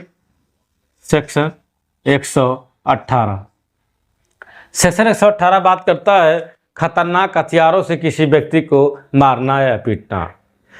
यह बात करता है, इसमें सेक्शन नंबर 118 का 1 FIR इसी में दर्ज होगा। अगर कोई व्यक्ति खतरनाक हथियार से किसी व्यक्ति को काटता है, काट दिया, हाथ काट दिया, मतलब काट के शरीर में रहा हो, चाकू मार दिया हो कहीं पर भी, तो सेक्शन 118 के तहत उसको दंड देने का प्रावधान इस कानून में किया गया है, BNS में। और इसमें सेक्शन 118 में 3 साल तक की सजा है या 20,000 रुपये तक का जुर्माना है, या दोनों से दंडित किया जा सकता है। यह भी फर्स्ट श्रेणी के मजिस्ट्रेट द्वारा इसका ट्रायल होगा। नॉन अवेलेबल ऑफेंस है। सेक्शन 118(1) कहता है कि अगर चाकू से या किसी धारदार हथियार से किसी व्यक्ति पर आपने हमला किया है तो 3 साल की सजा या 20,000 रुपये तक जुर्माने से दंडित किया जाएगा। अब इसी में आता है सेक्शन नंबर 118 का सब क्लॉज 2। 118 का सब क्लॉज 2 कहता है कि अगर किसी व्यक्ति को धारदार हथियार से मारे हैं और उसका अंग भंग हो गया, माने उसका हाथ कट के निकल गया हो, पैर कट के निकल गया हो, कान कट के निकल गया हो, नाक कट के निकल गया हो, मतलब शरीर से उसका अंग निकल गया हो, घोर उपहत हुई हो, तो ऐसे व्यक्ति को 10 साल की सजा या आजीवन कारावास से दंडित किया जाएगा। दोस्तों यह सेशन ट्रायल में इसका ट्रायल होगा, और जब सेशन में ट्रायल होगा तो यह नॉन बेलेबल ऑफेंस होगा। बात समझ रहे हैं ना? सेक्शन नंबर 119 कहता है कि अगर कोई व्यक्ति घोर उपहत कारित कर दिया हो तो आजीवन कारावास तक की सजा का प्रावधान किया गया है। तो दोस्तों मैंने आपको सेक्शन 114 से लेकर 19 तक बता दिया हूं इस वीडियो में। आप स्क्रीनशॉट ले सकते हैं और बाकायदे इसके बारे में जानकारी रख सकते हैं। बहुत ही सरल भाषा में मेरा पढ़ाने का मतलब है कि हर व्यक्ति को कानून की अच्छी से अच्छी जानकारी हो और कानून के बारे में पकड़ हो। हेलो फ्रेंड, जैसा कि आप जानते हैं कि इस समय BNS चल रहा है, और BNS के इस लेक्चर में मैं आपको बताऊंगा सेक्शन 126 के बारे में और सेक्शन 127 के बारे में। दोनों सेक्शनों को हम कवर अप करने वाले हैं इस वीडियो के अंतर्गत BNS के तहत, तो आप वीडियो के साथ बने रहें। आज की वीडियो बात करेंगे सदोष पररोध और सदोष अवरोध के बारे में। इस वीडियो में हम चर्चा करने वाले हैं, तो बहुत ही लाजवाब लेक्चर होने वाला है। यकीन मानिए कि अगर आज आपने इस वीडियो को देख लिया, फिर जिंदगी में आप कभी सदोष अवरोध और सदोष परिरोध नहीं भूलेंगे, यह मेरा दावा है। और ना हो तो कमेंट करना कि मैं भूल गया हूं। दोस्तों बात करेंगे हम सेक्शन नंबर 126 के बारे में, जो बात करता है सदोष अवरोध के बारे में। सदोष अवरोध क्या होता है? यह सेक्शन 126 के सब सेक्शन 1 में इसकी परिभाषा दी गई है। यह बताता है कि किसी व्यक्ति को उसका जहां अधिकार है जाने के लिए उसको रोका जाए, यानी किसी व्यक्ति को उसकी परिसीमा में जाने से रोका जाएगा, वही होगा सदोष अवरोध। समझ रहे बात को ना? किसी व्यक्ति को, मान लीजिए कोई व्यक्ति है, ए नाम का कोई व्यक्ति, वह बाजार जा रहा है और बी नाम का व्यक्ति क्या कर रहा है, उसको रोक रहा है, नहीं तुमको बाजार नहीं जाने देंगे, बाजार जाओगे तो घोड़ तोड़ देंगे, हाथ तोड़ देंगे। अगर इस तरह के कोई बाजार जाने से किसी व्यक्ति को अवरोध उत्पन्न करता है तो वह होता है सदोष अवरोध। और उसको दंडित किया जाएगा। अगर इस तरह का कोई कृत्य करता है तो भाई सीधी बात है, उसको दंड देने का प्रावधान बीएनएस में किया गया है। और बीएनएस के अनुसार ऐसे व्यक्ति को बहुत ही साधारण कारावास, जिसकी अवधि 1 माह हो सकती है, 1 माह तक दंड देने का प्रावधान किया गया, साधारण कारावास देने का प्रावधान किया गया है, या 5,000 रुपया जुर्माना देना पड़ेगा, या दोनों दिया जा सकता है। यानी कोई व्यक्ति किसी की परिसीमा में जाने से अवरोध उत्पन्न करता है तो वह 1 माह या 5,000 रुपया दोनों से दंडित किया जाएगा। यह दोस्तों संज्ञेय अपराध की श्रेणी में आता है, यह संज्ञेय अपराध है और जमानती अपराध की श्रेणी में आता है, और कोई भी मजिस्ट्रेट इसकी सुनवाई कर सकता है। तो सेक्शन 126 आसान भाषा में समझ में आ गई कि नहीं आ गई? सेक्शन 126(1) कहता है इसकी परिभाषा के बारे में, यानी कोई व्यक्ति किसी परिसीमा में जाने से रोकता है तो उसके लिए दंड देने का प्रावधान करता है। और सब सेक्शन 2 क्या करता है? सजा की बात करता है। बताइए, समझ में आई? चलिए फ्रेंड्स, अब इसमें बात करेंगे हम सेक्शन 127 सदोष परिरोध के बारे में। हमने अभी सदोष अवदोष के बारे में जाना 126 में, अब सेक्शन 127 सदोष परिरोध की बात करता है। इसमें हम कुल 8 सब सेक्शन पढ़ने वाले हैं, यानी सेक्शन 127 में 1 से लेकर 8 सब सेक्शन पढ़ने वाले हैं, जो कि बहुत ही इंटरेस्टेड होगा। हर एक बात को पूरे अच्छे से समझाने का मेरा प्रयास। चलिए, पहला सब सेक्शन हम बात करेंगे, सब सेक्शन 127 का 1। 127 का 1 कहता है कि अगर किसी व्यक्ति को निश्चित सीमा के अंदर कैद कर दिया जाए, यानी निश्चित सीमा के अंदर जाने से रोक दिया जाए, कैद कर दिया जाए, अगर इस तरह का कोई कृत्य करता है तो वह क्या कहलाएगा? सदोष परिरोध कहलाएगा। अब समझिए उदाहरण से, किसी व्यक्ति को आपने एक कमरे में बंद कर दिया, जैसे किसी व्यक्ति के साथ कमरे में गए और उसको बंद करके बाहर से ताला लगा दिए। भाई आपने उसका अवरोध उत्पन्न किया, आपने परिरोध, उसको बाहर आने से रोका। परिरोध यानी उसको बंद करके आपने रोक दिया है, यानी बाहर आने नहीं दे रहे हैं। जैसे मान लीजिए किसी व्यक्ति को आपने कहीं पर छोड़ दिया और बाद में कह दिया इधर नहीं आना है। चलिए फ्रेंड्स, हम बात करेंगे सेक्शन 127 बीएनएस के बारे में, जो बात करता है सदोष परिरोध के बारे में। इसमें कुल 8 सब सेक्शन पढ़ने वाले हैं और इनको हम बारी बारी से अध्ययन करेंगे। सेक्शन 127 का 1 कहता है किसी व्यक्ति को किसी परिसीमा में रोक दिया जाए, किसी परिसीमा में ना जाने दिया जाए। जैसे रोकने का मतलब ये है कि मान लीजिए ए नामक व्यक्ति आपके साथ एक घर में गया और आप भी घर में गए, और ज्यों ही वह ए व्यक्ति घर में पहुंचा आपने ताला लगा दिया, यहाँ पर ताला लगा दिया। अब इसको बाहर नहीं आने दे रहे हैं तो रोक दिया ना आपने, उसको रोक दिया, वह हो गया सदोष परिरोध, सेक्शन 127 के 1 में आता है। और इसके दंड की बात करता है सेक्शन 127 का सब क्लास 2 दंड की बात करता है। इस सेक्शन में यह बताता है कि अगर ऐसा कोई व्यक्ति करता है तो उसको 1 वर्ष का सजा, 1 वर्ष का सजा होगा और 5,000 रुपये जुर्माने से दंडित किया जाएगा, या दोनों से दंडित किया जा सकता है। यह संज्ञेय अपराध है, जमानती अपराध है, और कोई भी मजिस्ट्रेट इसकी सुनवाई कर सकता है। किसी व्यक्ति को घर में बंद कर दिए हो, बाहर ना निकलने दो, तो उसको 1 साल की सजा, 5,000 रुपये जुर्माना हो सकता है। अब चलिए सेक्शन नंबर 127 का सब क्लॉज 3, यह क्या कहता है? सेक्शन 127 का सब क्लॉज 3, किसी व्यक्ति को आपने सदोष परिरोध कर दिया है लेकिन उसको 3 दिन या अधिक समय के लिए बंद किया है, 3 दिन या अधिक समय तक बंद कर दिया है, तब आपको दंड दिया जाएगा। और ऐसे व्यक्ति को 3 माह 3 साल तक की सजा हो सकती है, 3 साल तक की सजा या 10,000 रुपये का जुर्माना, या दोनों हो सकता है। समझ रहे हैं ना? यानी किसी व्यक्ति को सदोष परिरोध तक किया है जो 1 साल की सजा है, 1 माह की सजा है, इसमें 1 माह की सजा है। सेक्शन 127 के 2 में 1 माह की सजा है। सेक्शन 127(3) में 3 दिन या अधिक तक अगर किसी व्यक्ति को परिरोध किया है, रोका है, तो 3 साल तक की सजा हो सकती है, 10,000 रुपये जुर्माना या दोनों से दंडित किए जाएंगे आप।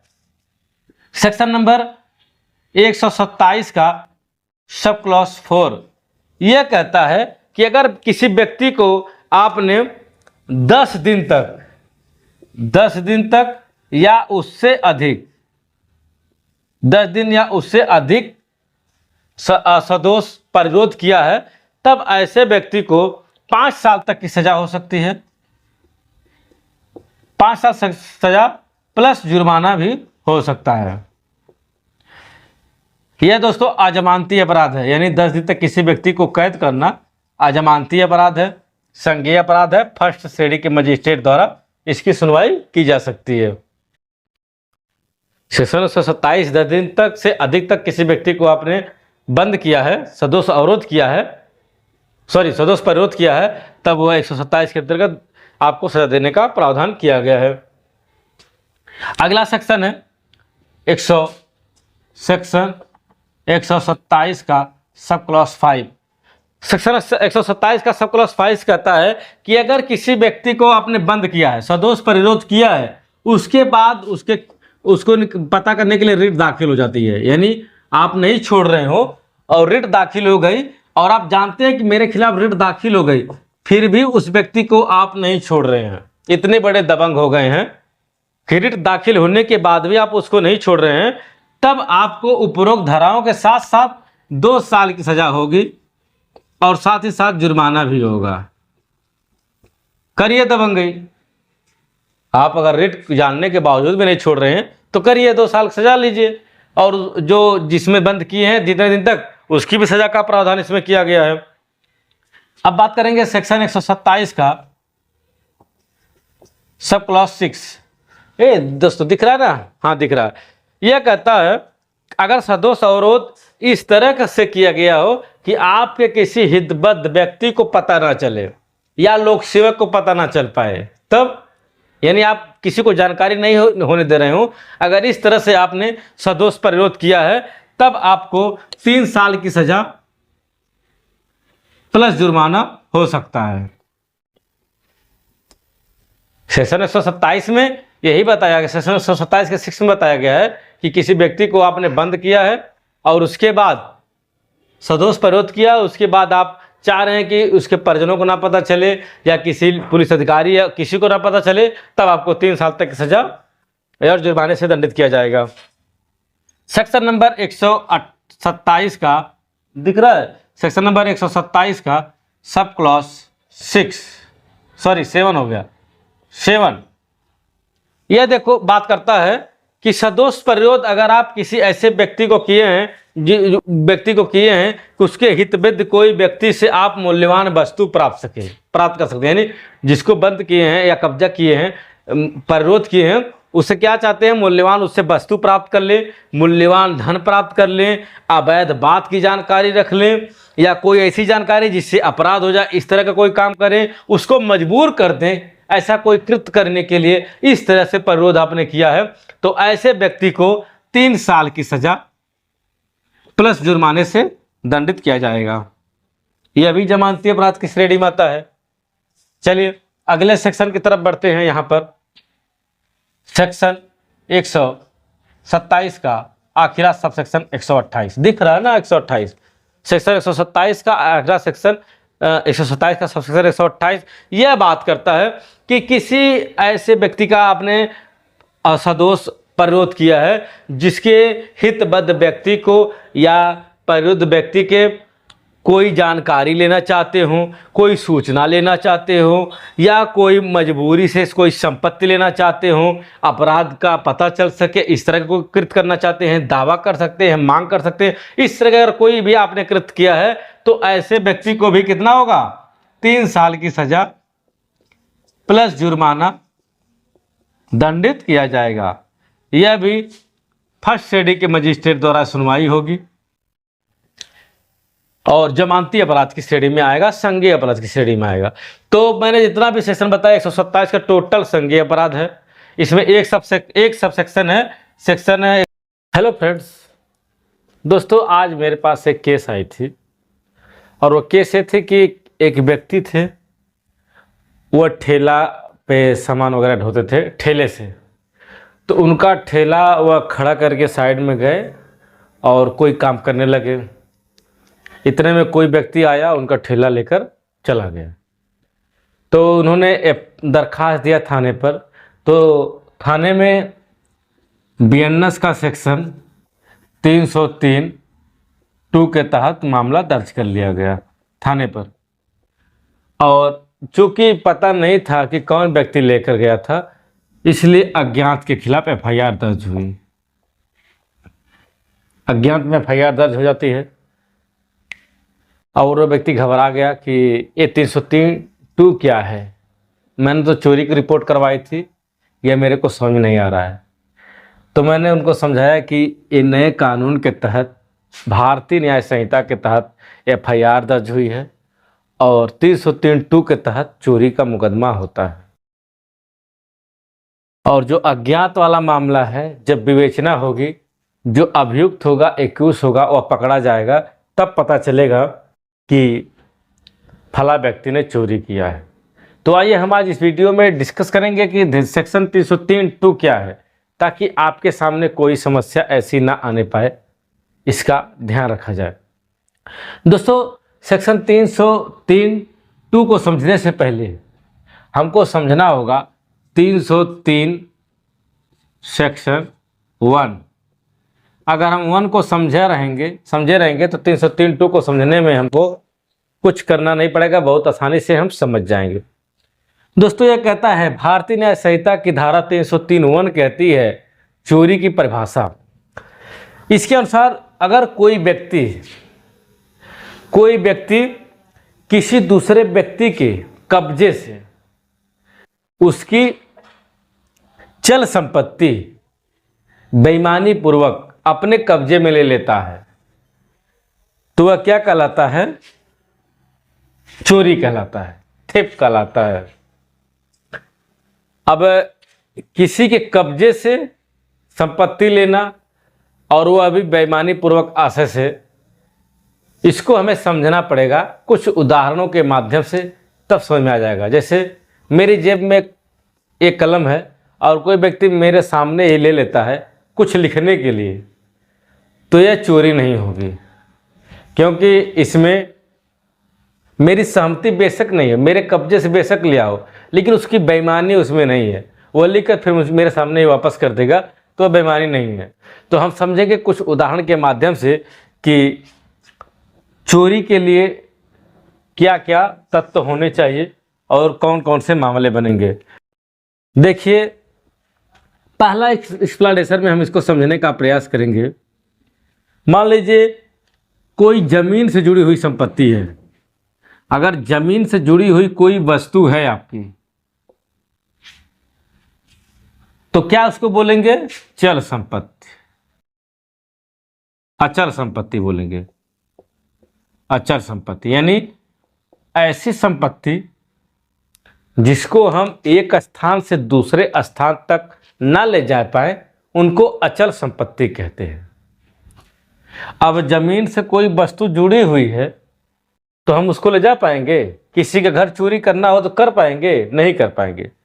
एक और शब्द आता है, अगर इसी जमीन से, मान लीजिए जमीन है, कोई पेड़ लगा हुआ है, अगर पेड़ को काट करके हम ले जाते हैं, तब क्या होगा? तब तो ज्यों ही पेड़ से हमने काटा, यह चल संपत्ति हो जाएगी, चल संपत्ति हो जाएगी। आप समझ रहे हैं ना? यानी कि जमीन की वस्तु थी, तब तो वहां तक कोई अपराध नहीं है भाई, उसको हम नहीं ले जा सकते। ज्यों ही जमीन से काट करके हम पेड़ को ले जाने लगे, तब वह चोरी आएगी, अपराध कहलाएगा चोरी का। समझ रहे हैं ना बात? कि चोरी होने के लिए वह क्या होनी चाहिए? चल संपत्ति होनी चाहिए, यानी एक स्थान से दूसरे स्थान तक ले जाया जा सके, उसको ही अचल संपत्ति कहेंगे। अब जैसे इसको अगला एक्सप्लेनेशन कहता है कि अगर कोई जीव है जीव या जंतु है, इसकी भी क्या हो सकती है, चोरी हो सकती है। जैसे मान लीजिए कि कोई व्यक्ति अपनी गाय भैंस को बांध के रखा है घर में, वह तो किसी की व्यक्ति की संपत्ति हुई कि ना हुई, संपत्ति है, और उस संपत्ति को कोई दूसरा व्यक्ति रात में चाहे दिन में किसी भी टाइम उसके बिना रहे, बिना उसकी सहमति से चोरी से लेकर चला जाता है। तब यानी जीव जंतु से संबंधित अगर कोई संपत्ति है तो वह भी चोरी में आएगी, चल संपत्ति में आएगी। अब इसका अगला एक्सप्लेनेशन हम समझने का प्रयास करेंगे। नंबर तीसरा है ना, पहले एक्सप्लेनेशन में जमीन से जुड़ी कोई वस्तु ले जाना, दूसरे में जीव जंतु से संबंधित कोई मामले लेकर जाना। अब तीसरा आ गया, अगर मान लीजिए कोई व्यक्ति कोई संपत्ति है उसको चुराना चाहता है, लेकिन ज्यों ही वह चुराने के लिए पहुंचता है, क्या देखता है, वहां पर एक सीसीटीवी कैमरा लगा हुआ है। अब देखिए सीसीटीवी कैमरा लगा हुआ है तो वह क्या करता है, वापस आ जाता है, यानी सीसीटीवी कैमरे को देखकर वह हट जाता है। लेकिन बाद में क्या करता है, वह सीसीटीवी कैमरे को तोड़ने का प्रयास करता है, उसको चुराने का प्रयास करता है, लेकिन ज्यों ही वह पहुंचता है, जो मालिक होता है वह उसको पकड़ लेता है। तो इसको भी क्या कहेंगे, चोरी का अपराध कहेंगे, क्योंकि उसने प्रयास किया है चोरी करने के लिए, बेशक ही ना वो ले जा पाया हो, लेकिन उसका इरादा था चोरी करने का। यहां तक बात समझ में आ गई कि इसका अगला एक्सप्लेनेशन समझ लीजिए। जैसे कोई चोरी की सामान है, चोरी की सामान है और उसको ले जाने के लिए जिस साधन का प्रयोग किया जाता है, माने अगर किसी गाय को चोरी करना है, गाय की चोरी करना है, तो अगर हम किसी जीप से या ट्रैक्टर या पिकअप से ले जाते हैं और बाद में वो पकड़ा जाता है, तो क्या होगा, वह पिकअप जो साधन है वह भी चोरी के लिए दंड देने का प्रावधान किया जाएगा। यानी यह माना जाएगा कि उस पिकअप की वजह, उस पिकअप से भी, उस माध्यम से भी चोरी कहलाएगी। किसी मूल्यवान वस्तु को लेकर जाना, चोरी करके ले जाना उस साधन से, तो वह क्या होगा, वह चोरी कहलाएगी। अब देखिए, अब आप समझ चुके होंगे कि चोरी करने के लिए क्या क्या, कैसे कैसे चोरी हो सकती है। अब अगर हम इसकी सजा की बात करें, सजा की बात करेंगे, यहाँ सजा की बात करते हैं। सजा की बात करें हम, अगर पहली बार कोई व्यक्ति चोरी करता हुआ पकड़ा जाएगा तो 3 साल की सजा होगी, जो कि नॉन बेलेबल ऑफेंस होगा, यानी उसकी जमानत नहीं होने वाली है।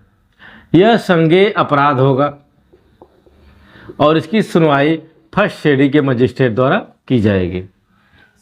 पहली बार चोरी करने के लिए, अगर वही व्यक्ति दोबारा चोरी करता है तब उसे 5 साल तक की सजा हो सकती है। 5 साल की सजा प्लस जुर्माना, और यह भी नॉन बेलेबल ऑफेंस है, इसमें भी जमानत नहीं हो सकती है। लेकिन वह बात करते हैं संपत्ति में, अगर संपत्ति का मूल्य जो चोरी होती है उस संपत्ति का मूल्य 5,000 रुपये से कम है, 5,000 रुपये तक का है, तब वह कम सजा की जाएगी, यानी वह तब जमानती अपराध होंगे। यानी 5,000 रुपये से कम का मामला है तब जमानती अपराध होंगे। इसमें कम्युनिटी सर्विस का प्रावधान किया गया है।